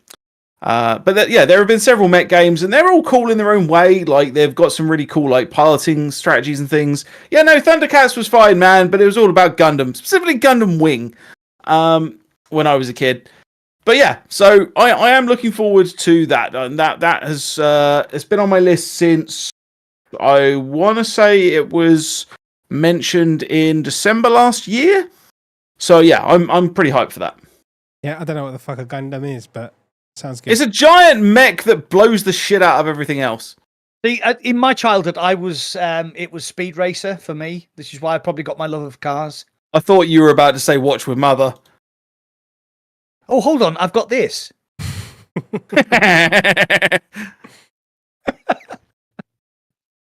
That's pretty much it for the next 2 weeks, to be honest. Nothing massive, but there is a couple of little titles that have so can we talk about the big three? I think the big three: Behemoth, Alien, and Batman. Yeah, Behemoth, Alien Incursion, and Batman. And I'd also like to talk about right. So first of all, can we talk about the Arizona Sunshine remake? Yeah. Because Arizona Sunshine was the first game that I ever played co-op in VR with my mate. And I mean, if you went back now and played it, it'd probably be janky as fuck. Old school teleportation and like really bad. But it like Arizona Sunshine has a massive place in my heart, along with like Lone Echo. It was like one of the first games I ever played in VR, and I absolutely loved it. There's a bit where you're in this room and you open the fridge and the zombie falls out, and I actually screamed. And I just, it's like one of those things I remember. So the Arizona Sunshine remake is using the Arizona Sunshine 2 engine. I do believe that the chap who voices the main protagonist has redone all of his dialogue for it, and it has the Arizona Sunshine 2 graphics and reload mechanics. It doesn't have the dog, unfortunately, which was like a big part of that. Yeah, but that would have I don't think that would have been good, because the dog fundamentally would have changed the story. Yeah, it would have. And honestly, the story is both fun, intelligent, and actually kind of harrowing by the end. Yeah. Because at the end of the guy, like, this guy is on his own the entire time, and he is just trying to chase having a partner, having someone to talk to, finding some form of civilization throughout the entirety of the first one. Yeah. And that's why the second one, in my opinion, the actual story of the second one was slightly lacking. Because you immediately have a partner, right? And he's so happy with the partner. And I understand what they're doing with it is that they're trying to make you care about this other character so that they can rip it away from you violently and torture and make you feel like there's nothing in the world that you want other than to save this dog. You'd happily remove your real life leg to make it so that at the end of this game the dog is still alive. So I get what they're doing, but yeah, in the first one, the whole point is that he is alone and he is desperate for companionship. But I'm really looking forward to it because I mean, we live streamed the Arizona Sunshine 2 quite a lot. I played with Weeble, I played with you, and we've got that classic scene where with the chain gun, where you were like, no, you have the chain gun. You enjoy yourself. And I was like, no, mate, you have it. Say hello to my little friend. And I did it in the live stream, and he just like gunning down hundreds of zombies while there's explosions going off. And it's like, and the da da da da da da da da with the sausage. Yeah. In the gang clubhouse, man.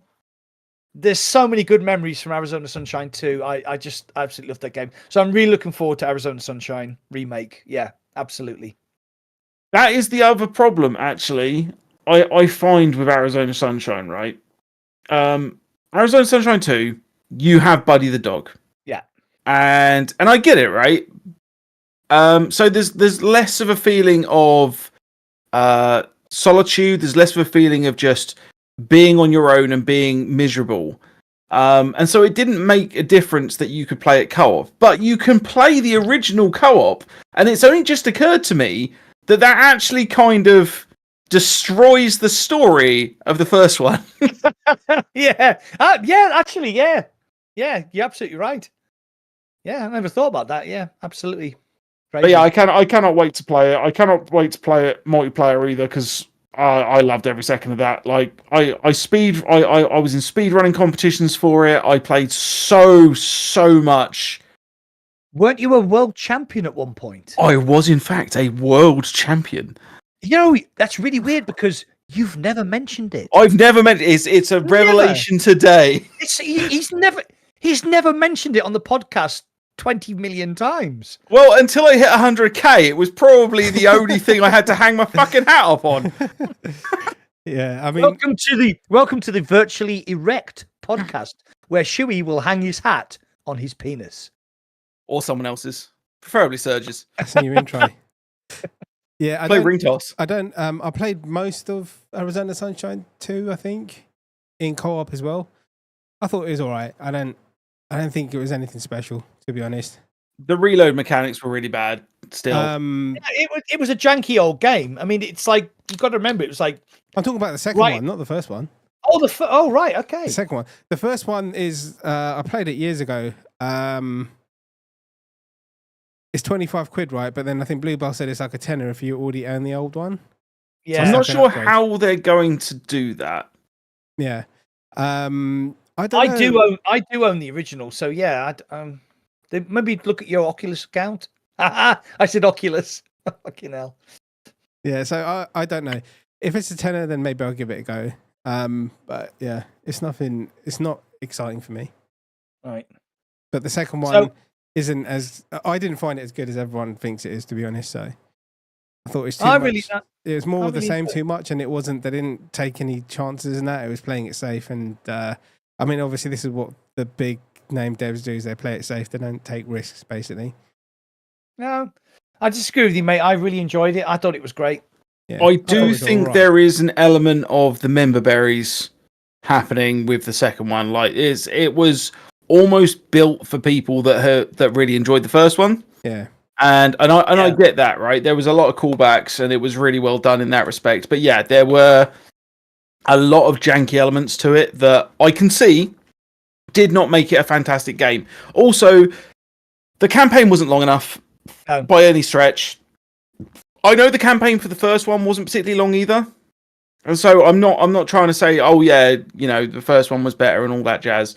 But yeah, no, there were some definite problems with it. But I loved it still. But once again, that probably comes more from the fact that I love the Arizona Sunshine world than I do love the game. And don't forget, for a very brief period of time, we were number one on the Horde mode leaderboard. We were, for a very, very, very brief moment of time. on launch day, probably the first people to ever play the Horde mode, we were number one. Yep. There you go. Right, so can we talk about Behemoth? Yeah. Sorry, I was just checking. I suddenly realised I hadn't checked. I've had a black eye for like most of the week. Oh right, how have you done that? Jiu-jitsu? No, that is an airsoft one.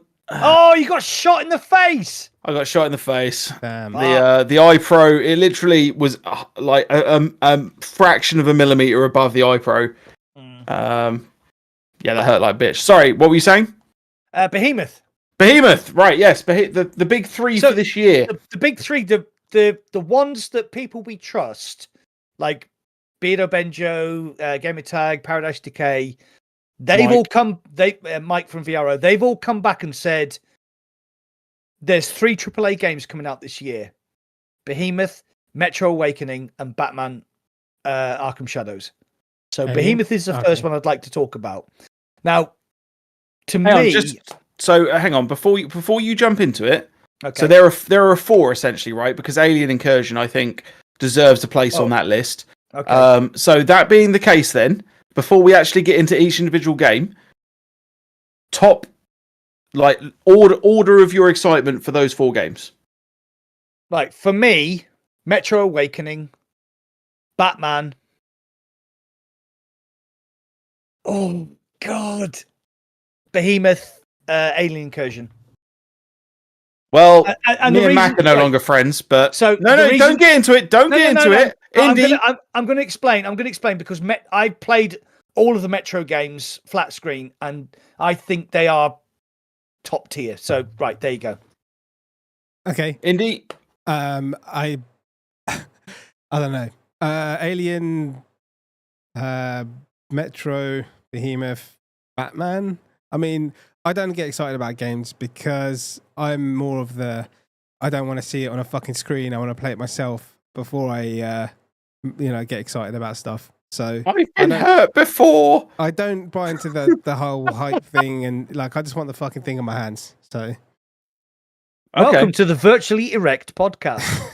So mine, honestly, although there is some excitement, I'm an Alien fanboy.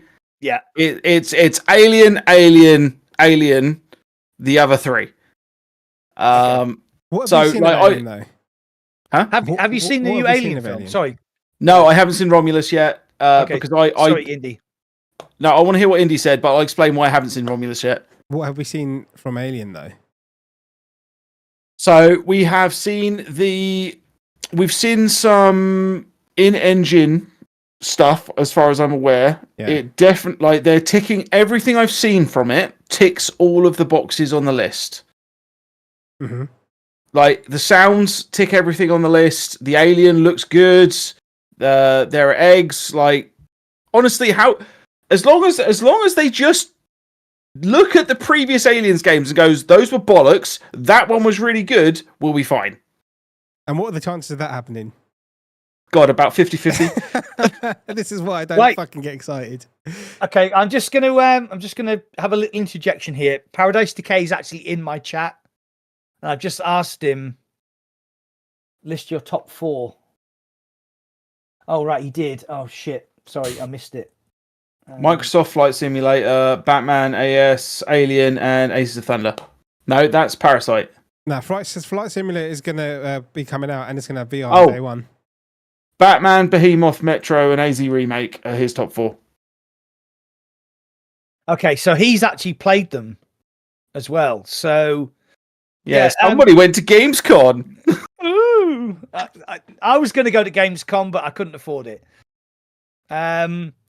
So, okay. Yeah. So anyway, the reason I haven't seen Alien Romulus. The reason I haven't seen it is because I fucking hate cinemas. I like it. They are one of the worst things on the planet. I don't. I know people like watching things on big screens and they like having big fucking speakers in front of them. But the ability, I'm getting older. I need to go for a piss halfway through a movie, right? I don't want to sit there for an hour waiting to go for a piss. I don't want other people getting up in the middle of my film. I don't want kids behind me playing on their fucking phones and throwing popcorn at the back of my head. Fuck cinemas. Sorry, carry on. I completely and utterly agree with you. I'm a massive movie fan. My wife, our first date was to go and see a film, and Indy's doing exactly the same thing I am. He's like, what was the earliest film that was ever made? Fuck off. Gone with the Wind, all right? So fuck you, right? And it wasn't. It was actually... Oh my God, it was the fucking Addams Family, right? So this is actually genuinely what happened. I met my wife at Christmas, just before Christmas, and then on New Year's Day, Addams Family had just been released. So I was like, would you like to go to the pictures? And she was like, yeah, fine. So there's a really old. Called it the pictures. You can't say you bastards when you literally call it the pictures. I'm old, right? You lucky I didn't say the fucking. This is the Roaring '20s. Yeah, remember. Yeah, the Roaring '20s. So I said to my wife, would you like to go to the pictures? So yes, and she was. I mean, we are both like massive movie fans. It's one of the things I like about my wife is that. When I first met her, I was like, oh, I love this, I love that. And she was like, oh, I do too. And I was like, I'm a bit suspicious. But it turns out, actually, we are very compatible. So we went to see the Addams Family at the old Odeon in Darlington. I always remember it. We got our popcorn. We went to the seats. We sat down. And as the film started, there were some people talking. And my wife actually stood up, turned around and said, can you be quiet, please? And then she turned around, sat back down. And I thought, fuck, I'm going to get filled in. I'm going to get fucking filled in here because those guys that she's just told to shut up are going to come over here and they're going to fill me in. So I absolutely 100% agree with you, Shuey. I do not go to the pictures anymore because mobile phones and arseholes have ruined going to the movies. Anyway, back to the actual games because we've gone on we've gone on a massive like boomer rant of why cinemas suck. Alien Incursion. Sorry, Indy. Just really quickly, have you guys seen that movie Scum from 1980, whatever it was, the Borstal movie? With Ray Winston. Yeah. Where's your tool? Yeah. That is my dad took my mum on their first date. I swear that was the movie. And I turned out just fine. What fucking tool? This fucking tool. Boosh. Yeah. Scum was one fucked up film. Sorry. Alien Incursion. Romulus, whatever it's called. Alien Incursion. Yeah. Okay. Right. So I'd like to say that Aliens by James Cameron is, I think, one of the best films ever made. I would say it's one of the best action movies ever made. Oh, it's incredible. It's one of the best. Yeah. I mean, the CGI doesn't stand up, but the characters. No, bollocks, it does. Sorry, I think it does. I haven't seen it recently, so I think there are certain elements where they're leaving the planet and stuff where it looks quite dated. Yeah. But those are visual effects, from what I understand. Yeah. So you know, I haven't watched an Alien film for 10, 15 years. I don't even remember the old Aliens. Mac, you need to come down. We need to go and do an Alien marathon with Indy. Oh yeah. Yeah, I did like them back in the day. I just haven't seen. I watched Prometheus, I think, a couple of times, and the other one that came out. But yeah. Sorry, do we say Alien films or bollocks? It's all the Alien universe, right? There's aliens in it, right? In Prometheus. Kind of. All right, let's move on because we're going to be fucking debating forever. Right, it's not. Yeah. Anyway. Alien. Right. So let's get back to the original thing. Okay. Alien Incursion. So. Have you played Alien Isolation in VR? Not yet. Okay, so I'm quite excited for. I didn't actually. Now that you've said it, I wasn't that excited about Alien Incursion, but they did a release trailer and it wasn't received well, and then they put some more information out and everybody was like, oh, actually, yeah, they might have got this right. Yeah. So Paradise Decay says Alien Romulus is now my third favourite Alien film after 1 and 2. So that's not difficult because every single Alien film after 1 and 2 was shit. Oh, let's not. We need to move on because I'm gonna have an argument on this. I agree with you, Mac. Holy shit. And he's never seen Hold on a fucking second. And that one with the Prometheus, that was a fucking brilliant movie. 10 out of 10. All right, on to the next one. Wait. We haven't. This is the day that Shuey quit the Virtually Rek't podcast. We haven't touched enough of Shuey's buttons. Don't forget Horizon on the PSVR 2. Fuck off. Yeah, I'm done. Right, okay. So you're very excited about Alien Incursion. I am. I am tentative still because you know we've been burnt before. We will continue getting burnt. Hitman VR. Fuck Hitman VR. Fuck Hitman VR. But yeah, Fuck so Hitler. that's still the one. That's still the one that I think has my most hype factor built around it. But having seen and heard from people that have been and played Behemoth, whatever the fuck you want to call it, fucking Southerners, I don't know. Like that game does look good. Like Colossus in VR. Like what more do you want, really? The only thing is like when Gamertag went and put a bunch of is it Eye of the Colossus? Is that the name? I can't remember. Shadow. No, that's. But yeah, stuck a bunch of like that music over the top of it. I was just like, oh yeah, no, he is really onto something here. Yeah, definitely. Okay, are we done with that?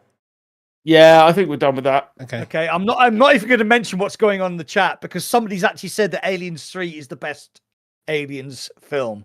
Get fucked. You are fucking wrong, my friend. You are.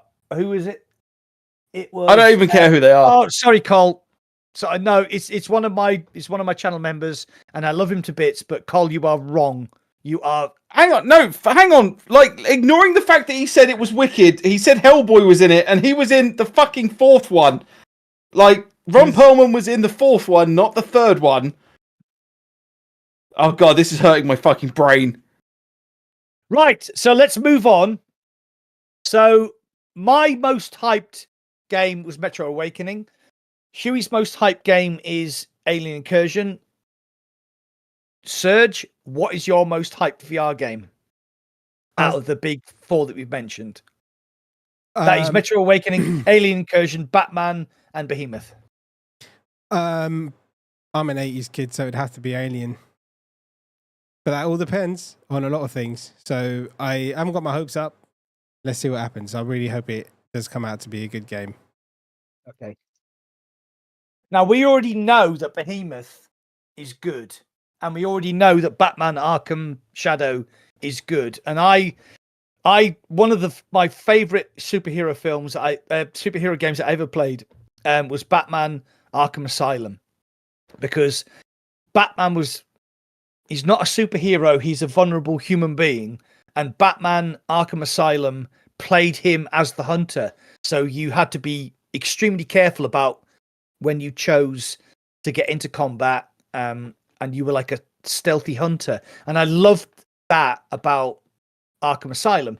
And I get the feeling from watching the people who put content out about Batman Arkham Shadows is that you become Batman the Hunter, which is I love that idea. I absolutely love that idea. You're talking about stealth, the stealth element. Yeah. Yeah. But it's got X-ray vision. Oh, for fuck's sake. This is Aspire 2 all over again, isn't it? This is Nexus all over again. This is the thing for me. If you look at Nexus, we argued about this before, but if you take away that it's got Assassin's Creed on it, right, then what are you left with? And I think it might be the same situation with Batman. Because it's all nostalgia and like, oh, I love Batman kind of thing. So, I don't know. It's just, for somebody, say you never played a Batman game before, and then you get them to play Batman or Assassin's Creed or whatever, like it's going to be totally different. People are going to think different things, I think. So this is why I just don't get. I'm not really excited about anything because I just don't know it's all like Assassin's Creed was like fanfare, right? Fan service. Yeah. So they had some shit mechanics, I think, which is part of the fan service. And yeah, this is what Assassin's Creed games are like. But this is fucking VR, and they should have given options. And I just don't want that to happen.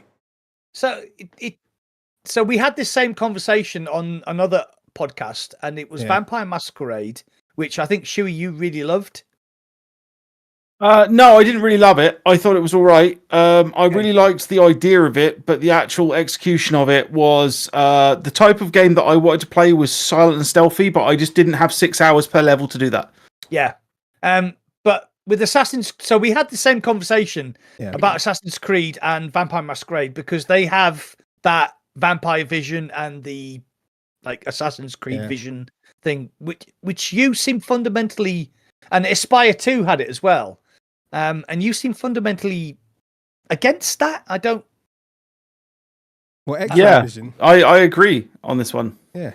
Really? Okay. Like, I think what they should do is, so rather than have a vision as such, like they ended up doing with the Splinter Cell games and stuff, they needed to have like they needed to have like a usable, disposable item that you could like throw and attach to a wall or spit out of your mouth or something that gave you a limited amount of time on that object. And you could only say have one of them at a time, or you only had like 3 to use for the level or something. They needed to still give an idea for people who wanted to use that sort of thing, but a way of just not having it, a way of just not overdoing it. I just had a really good idea. We should start a company called, I think XR Games sounds like a good idea for like a company name, where you actually consult with video game producers. And sorry, has somebody else already come up with that idea? Yeah, the problem is that people that then they go and make Hitman 3 remake and then they don't consult with them and then they release a pile of absolute dog shit. Oh my god, Hitman 3, it was the most disappointing game of. So I love Hitman 3. I've got the World of Assassination on my Steam account. I played it quite a lot. That game was absolute dog shit. I held off playing Hitman 3, waiting for a good VR version. And you can imagine how I feel. Now I don't even want to play Hitman 3 in the normal mode. No, I honestly can't believe that anybody would ever consider releasing a game in such a bad state and then saying, "Oh, don't worry, there's a day 4 patch coming out," and the day 4 patch didn't fix anything. Do you know the best thing? It just made the popping a little bit worse. It made the popping a little bit better. The best thing about that game was the meta refund, which normally takes 2 to 4 days. It took all of 30 seconds, and they already said, "Here's your money back." So they must have got so many refund requests on that day, and I played for more than 2 fucking hours as well. Yeah, I did as well. So Bluebell said, Matt rant uncoming, his video is hysterical. No, the reason is because I love Hitman. I'm a massive Hitman fan. I played so many Hitman games, and I would always go for the stealth kills. I would always try and maximize my Hitman rating so that I wouldn't kill anybody that wasn't involved. I would always never be seen. I would kill the contract, and I would get out without anybody seeing me. And that was what I really loved to do. And I would spend fucking hours sat in a fucking air conditioning vent watching people so that I would not get seen. Max experience of the Hitman games is very different to mine, because I started playing them when I was 13 years old, and I was just on Hitman 2, and the first level is the villa, and the first weapon I'd find is the golf club, and then you'd go to the kid's birthday party, and you just see how many people's bodies you could stack up in a room. Hitman is such a hilarious series. The funny games, man. That level, that specific level, I got into the because you had to kill the mafia mole, didn't you? Yeah. And I got into his room and killed him with a dildo. Yep. And got away and got the proper 100% stealth rating, and I actually beat somebody to death with a dildo. I want to do that in Hitman 3 VR, right? But I can't, because the game is fucking janky as fuck. Can you imagine trying to explain to somebody who has no idea about VR, right? They've got this idea of VR, this super immersive thing, and you're explaining to them how you want to be a hitman in VR, and you want to murder somebody and get away with it silently by killing them with a dildo. And all it is in their brain is just Mac himself, not Agent 47, walking up to this guy with this giant dildo and ramming it down his throat so that he can't breathe anymore until he dies. That is a great idea for a game. It is fucking great. No, let me see. They had everything they needed to do to make that game, but they didn't. Even the strangling. Oh, right? mate, So that was- they said you can actually now Yeah. use your hands to strangle people. But the problem is, it's the button press. Yeah. It's the button. So if you don't have your hands in exactly the right place, it's the button press problem. So Yeah. basically, you go to grab somebody and they'll go, oh, what's going on? And then you try and punch them and your fist goes through their face and you're like, oh, I've just had enough. Pull out the golf club and Dildo. just start killing people. Right. So we've done Alien Incursion. We've done Batman. We've done Behemoth. Metro Awakening. Now this is actually being done by. The script has been written by the guy who wrote the books, and it is being done by a serious VR content company. Developer, yeah. Yeah. Sorry, who? Who'd you say? I didn't. I just said Oh, developer. okay. Okay, yeah. So this is being done by a serious player in the VR market. If they nail this, this is going to be pretty awesome. I'm a huge Metro fan. Huge Metro fan. I played the first couple. It's Vertigo Games doing it, right? Yeah, it is. Yeah, it's 2049, and there's been 3 flat screen games which they've remastered. Yeah, I played 1 or 2. I can't remember. I never finished them. But yeah, they're decent games, though. Yeah. They look good. We haven't got much information. The trailer looks good. Oh, they can't fuck this up. Yes, they can. The trailers always look good, Mac. Yeah. So if you don't have any experience of the Metro Awakening games or the Metro games, then you need to play Arctica on the original CV, like It's an Oculus Oculus store. PC. Yeah. Because that was actually done by the same people and the same script and everything like that. But it was like 2016, so the movement mechanics were it was all teleport, but it was in that same universe. And that was actually a really good game. It's quite old fashioned now. But that was actually a really good game. So if it's the same people doing that, then I'm excited for Metro Awakening. I really am. Hopefully it's good. Let's see what comes out, man. Yeah. So I'm a sim racing fan, so we got Assetto Corsa Zero. I'm guessing you guys aren't interested in that. Nope. Yeah, I'd like to talk about that. We can talk about it, but no one's gonna Shuey's listen. opinion is going to be silence. Yeah. Okay. All right. So what else have we got on the horizon that you are really excited for? I've got one, but what am I excited for? Do you know? I don't know outside of what we've spoken about if there's anything else that I'm actually hyped for, which is kind of sad. okay. So there's 2 games we haven't talked about yet. Aces of Thunder. Don't give a shit. Sorry, I genuinely don't care. Aces of Okay, Thunder. So during lockdown in 2019, I played a lot of DCS. No, and that is basically the same company that is doing Aces of Thunder. So basically, DCS is like, am I right saying DCS? Yeah. Yeah, I am. So basically, they've stripped away everything else and they've just put the air combat in, and it does look decent. And I like a nice aerial flight sim shoot 'em up, so I'm excited for that. Sorry. Right, No, the other I one. think I like flying games. I love flying games. Okay, so you may be interested in that. Yeah. The developer said they'll give me a key, and that was like over a year ago.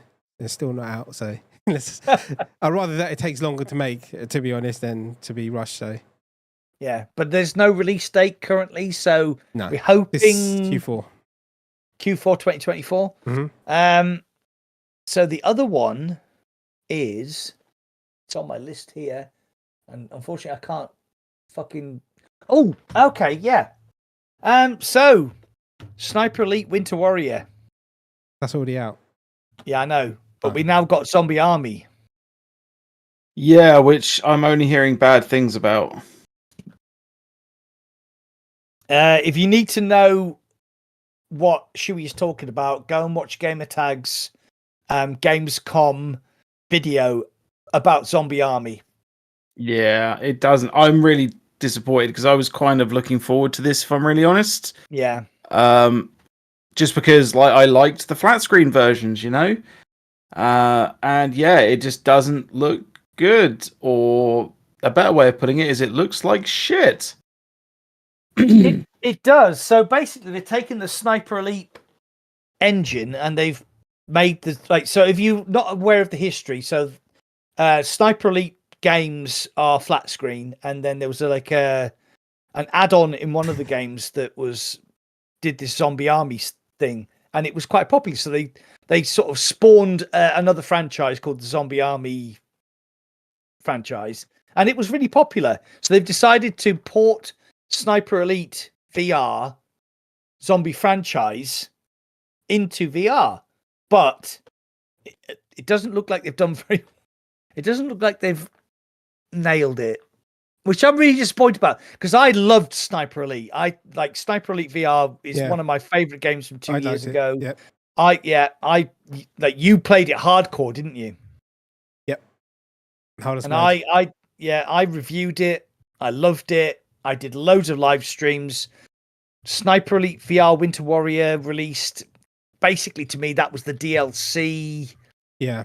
That never got released. It wasn't good. But it wasn't even a DLC. It was a reskin. They're doing the same. It was. With the new Sniper Elite, they're doing the same. The Sniper Elite, whatever it's called, the flat screen one, is basically a DLC, but they're selling it, or a reskin, and they're selling it as a separate game. Yeah, I mean, and the ridiculous thing is they'll make money on it. Yep. But they're ruining their reputation. Yeah, but they'll still make money on it. Yeah. Oh, don't worry. It's Hitman VR, but there is a day 4 patch, and it'll make it all better. No, terrible. Yeah, terrible. No, I'm really, really, really gutted. I watched Gamertag's review of his experience at Gamescom. They had no audio, which seems really bizarre because they were saying, "Oh no, we can't use headphones because of COVID." It's like, well, can you not use the Meta Quest speakers? Which makes me think there was a audio issue.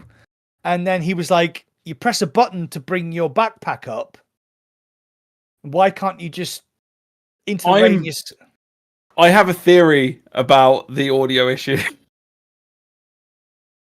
My theory, 2 beers in, is that they'd accidentally sent the wrong build along to Gamescom, and it was a joke. And it was a joke build by one of the coding team where they'd replaced all of the zombie noises with anime hentai girls. So every time they came after you, it's like, ah! I like that. I like that theory. I hope that's true.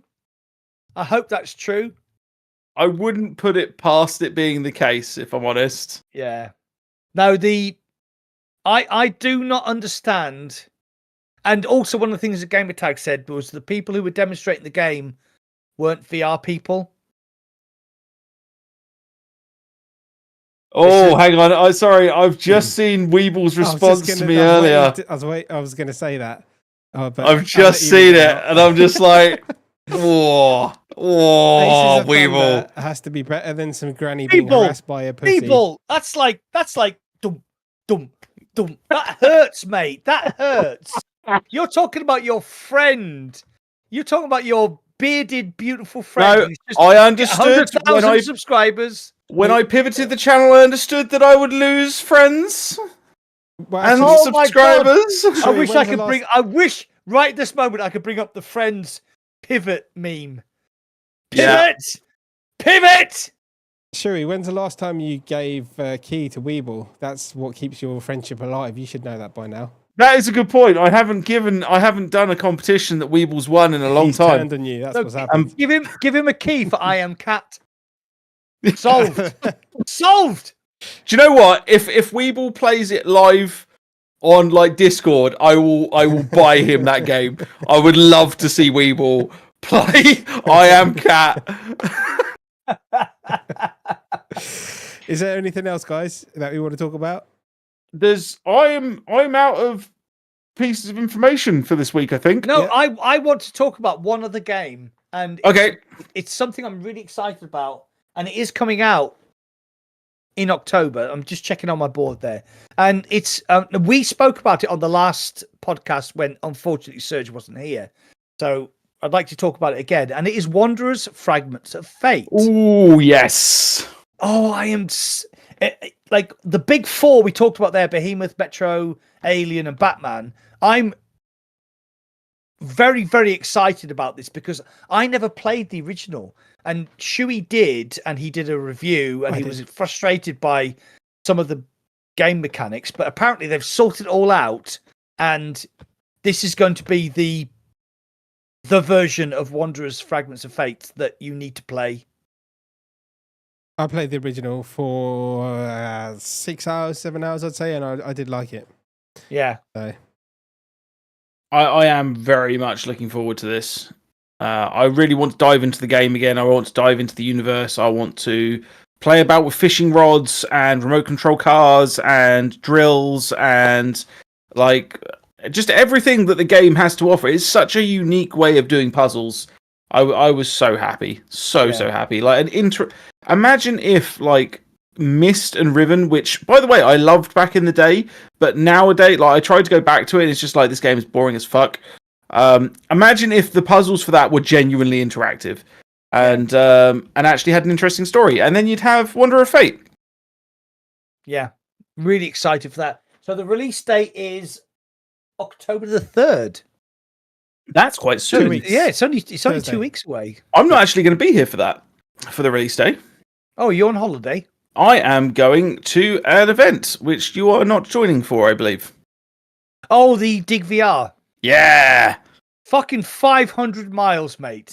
Yeah, but it's a like no. That digger, like it's an entire theme park about diggers. It's going to be amazing.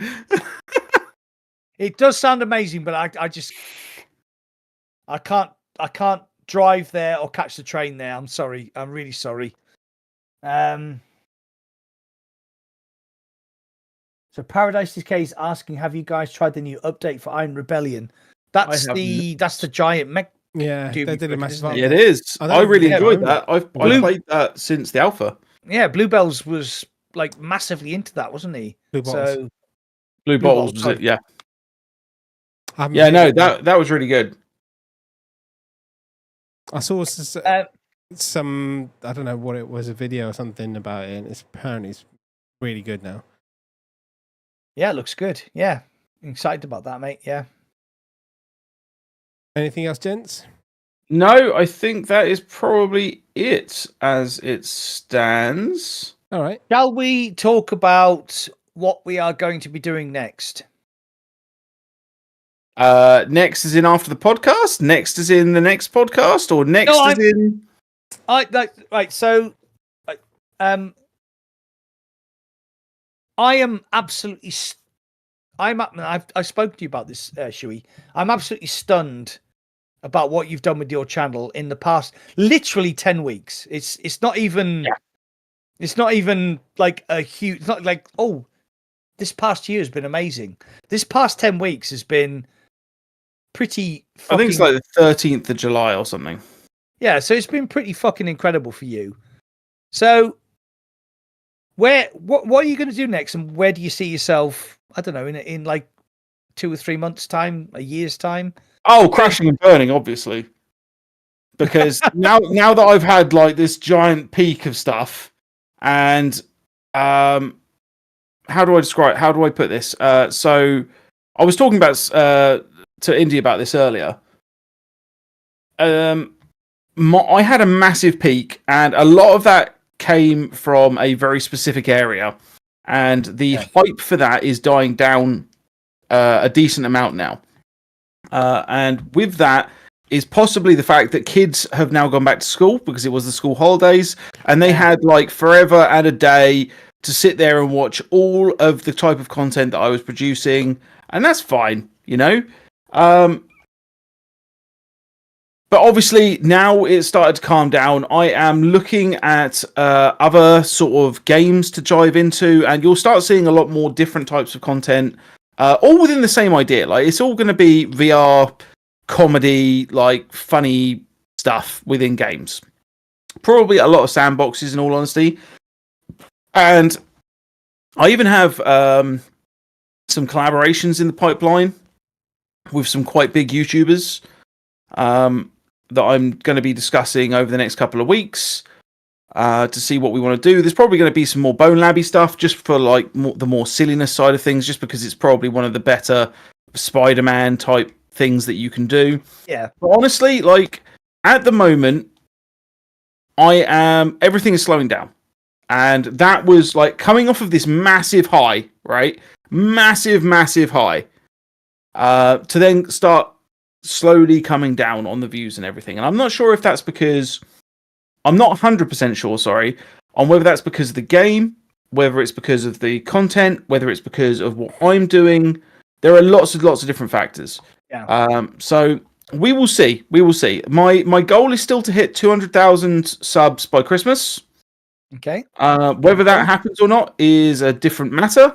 But yeah, that's my goal at least. So I've got like the channel's done well enough that I am feeling fairly secure at the moment. So that's good. Yeah. So I mean, that's good for your mental. It's not good for your mental health, but it's good for your financial My mental health is actually fine at the moment. My buttocks are disliking it because I don't know if anyone is actually following what I'm doing on the channel, regardless of the content. But I have put out 16 videos in 16 days. Welcome to the Virtually Rek't podcast. Yeah, welcome to the Virtually Rek't podcast. I have put out a long form content and a minimum of 2 shorts every day for 16 days. Yeah. So you had a day off the other day, didn't you? I had Saturday afternoon off. Yeah. Dude, you need to take more time off. Oh, 100%. I know, which is why I haven't released anything last night. I'm not releasing anything tonight. I'm trying to go back to doing 5 long form and 14 shorts per week. Okay. But so even that is so that people understand that aren't creators, that's a lot of stuff. Content. So we'd also like to go back to Indy's channel, which is the Adventures with Indy. If you haven't found his channel yet, now go and subscribe. Indy has a separate channel called Adventures with Indy, and you did the London to Brighton bike ride last weekend, didn't you? Yeah. How's your rectum? All good. Sticking with the theme. I had the padded panties on, so I'm okay. But did you get some of that butter that I was telling you about? No, I didn't. Oh, dude! All those kind of clubs are closed in Brighton when I got there. No, I've looked at the footage. I forgot my wind muffs, so I had to use bits of tissue instead, which is really like makeshift with some black tape. So the audio is not the best. It's okay. So I've just got to like go through it. And I was thinking of doing a different kind of video where I'll narrate, but it's just going to take me forever to fucking do. So I don't know. I will release a video in the next week on the London to bike ride thing, because it's actually quite fucking funny what happened in the end. So, which nobody knows about, to be honest. So yeah, it's a good story, mate. Yeah. So if you're watching the podcast, make sure that you go to Adventures with Indy. That's what it's called, isn't it? The channel. Adventures with Indy. Yeah. I had to think there what the fuck my channel's called. Yeah. Well, put a link in the chat so that everybody can go. Because obviously I'm like a long time cyclist. I was like the 2009 Hampsterley Winter contest over 40s champion, and have a medal and everything and a thing. So I was like a massive cycling geek. So when you said you were going to do this, I was like, like 6. Was it 6 weeks or something? 6 weeks, and it was a full suspension mountain bike on the London to Brighton Road fucking race. And there was this little fucking wanker. Like, I was just doing some stuff. He's a cyclist wanker, right? He's like, and I said, well, what the fuck is it? Say something if you're going to say it. And he's like, oh, good luck on that. And I was just like, because it's this, that. And I was like, yeah, I'll be fine, mate. And then he tried to like make a joke. It's just a knob, a cyclist knob, you know? And to be fair, most people that do that cycling stuff, they are super elitist. Yeah. And I was just like, I can't remember what I said to him, but I was in the moment and I was just like, basically, fuck off, mind your own business, but not in those words. Do you know you can get that in carbon fiber? Yeah, he's like, it's full suspension. How are you going to do this and that? And it was just like, it was funny. And then my mate, he did that on a half suspension bike as well, and he got a couple of comments, but it's just funny. It was fun. It was fucking, mate. The training that I did in those videos, it's not enough. 6 weeks isn't enough. No. The training I did isn't enough. You need, they say 16 weeks, basically. I think if 16, you should be all right. The only way to train for the London Brighton cycle ride is to actually fucking do the cycle ride itself. That's the only way you can prepare for it, and it's fucking hard. Yeah. Well done, my friend. I'm guessing you did it? I got my medal. Hey! Where is my fucking medal? I don't know where my medal is. It's somewhere. He doesn't even give a shit about it now. He's done that. Yeah, I need a new challenge, definitely. You do. So go and subscribe to Adventures with Indie, and then when he releases the video, you can go and watch it, and it'll be good fun. Yes. Subscribe to Power on VR. He doesn't fucking need it now because he's like, crazy numbers. Subscribe to me. I need the numbers. Mac, are we going to do, I know you mentioned this before we finish the podcast, real quick. The coast to coast. Because you said, I don't know, because I'll have to hire a bike, but then there's not enough time to train. No. We'll do it next year. Yeah, but I don't know, because you keep saying yes and no. I need to know. Then I can we'll do it next year. It's How are you on train? Podcast now. It's on the podcast now. I will not be joining this. How are you going to train for it, though, without a bike? I'll buy a bike. Okay. Dude, I used to have a road bike, and I used to ride to work. I used to do 100 miles a week. Yeah, and how long ago was that? When I was in my 30s. It's one of those green bubbles. So the raging 60s. So that was 30 years ago. I'm sure I'll be fine. Now, me and Indy are going to do the coast to coast next year. He's going to end up. Have you ever seen the when Barney from How I Met Your Mother does the marathon, the New York Marathon? And at the end of it, he's just like, oh yeah, you just get up and you just run a marathon. You don't have to train for it. And he does the whole marathon. He does it really well. And he ends up on a train at the end, and he can't fucking walk. So he just stays on the train until the end of the tracks. That's going to be Mac. Yeah. That's no. That's not going to be me. That's going to be Indy. I'm telling you. Yeah. No. The London to Brighton was. I don't want to say too much. I don't want to say anything, actually. Just watch the fucking video because it's really funny. Like, the way I set myself up for the day and just how it ended is pretty fucking funny. Okay. Yeah. I commit on the podcast, me and you are doing the coast to coast next year, and I will come down and we will do the London to Brighton together. How does that sound? Sounds like you've had a few glasses of wine, but I'll say it sounds great. I'll get an electric motorbike and I'll join you. I've been thinking about it for quite a long time. I miss my mountain biking. I really do. It was like a huge part of my life. I mean, I know I joke about being the Hamsterley Winter downhill champion in the veterans, but I do actually have the trophy. And I mountain biked for like 20 years. I raced all over the world. I raced in Canada. I raced in France. I raced all over the UK. And I just miss it. I really do miss it. So I'm going to buy a bike and I'm going to get back into it. And you can come up to visit me in Hampstead Forest, which is one of the best places in the UK to mountain bike. So yeah, no, that sounds cool. Definitely, we'll man. do that. I definitely want to do mountain biking now that I've done that. I would need. It's a mountain bike. It's built for going off road, and I've only done it properly off road a couple of times, and I fucking loved it. So yeah. All right.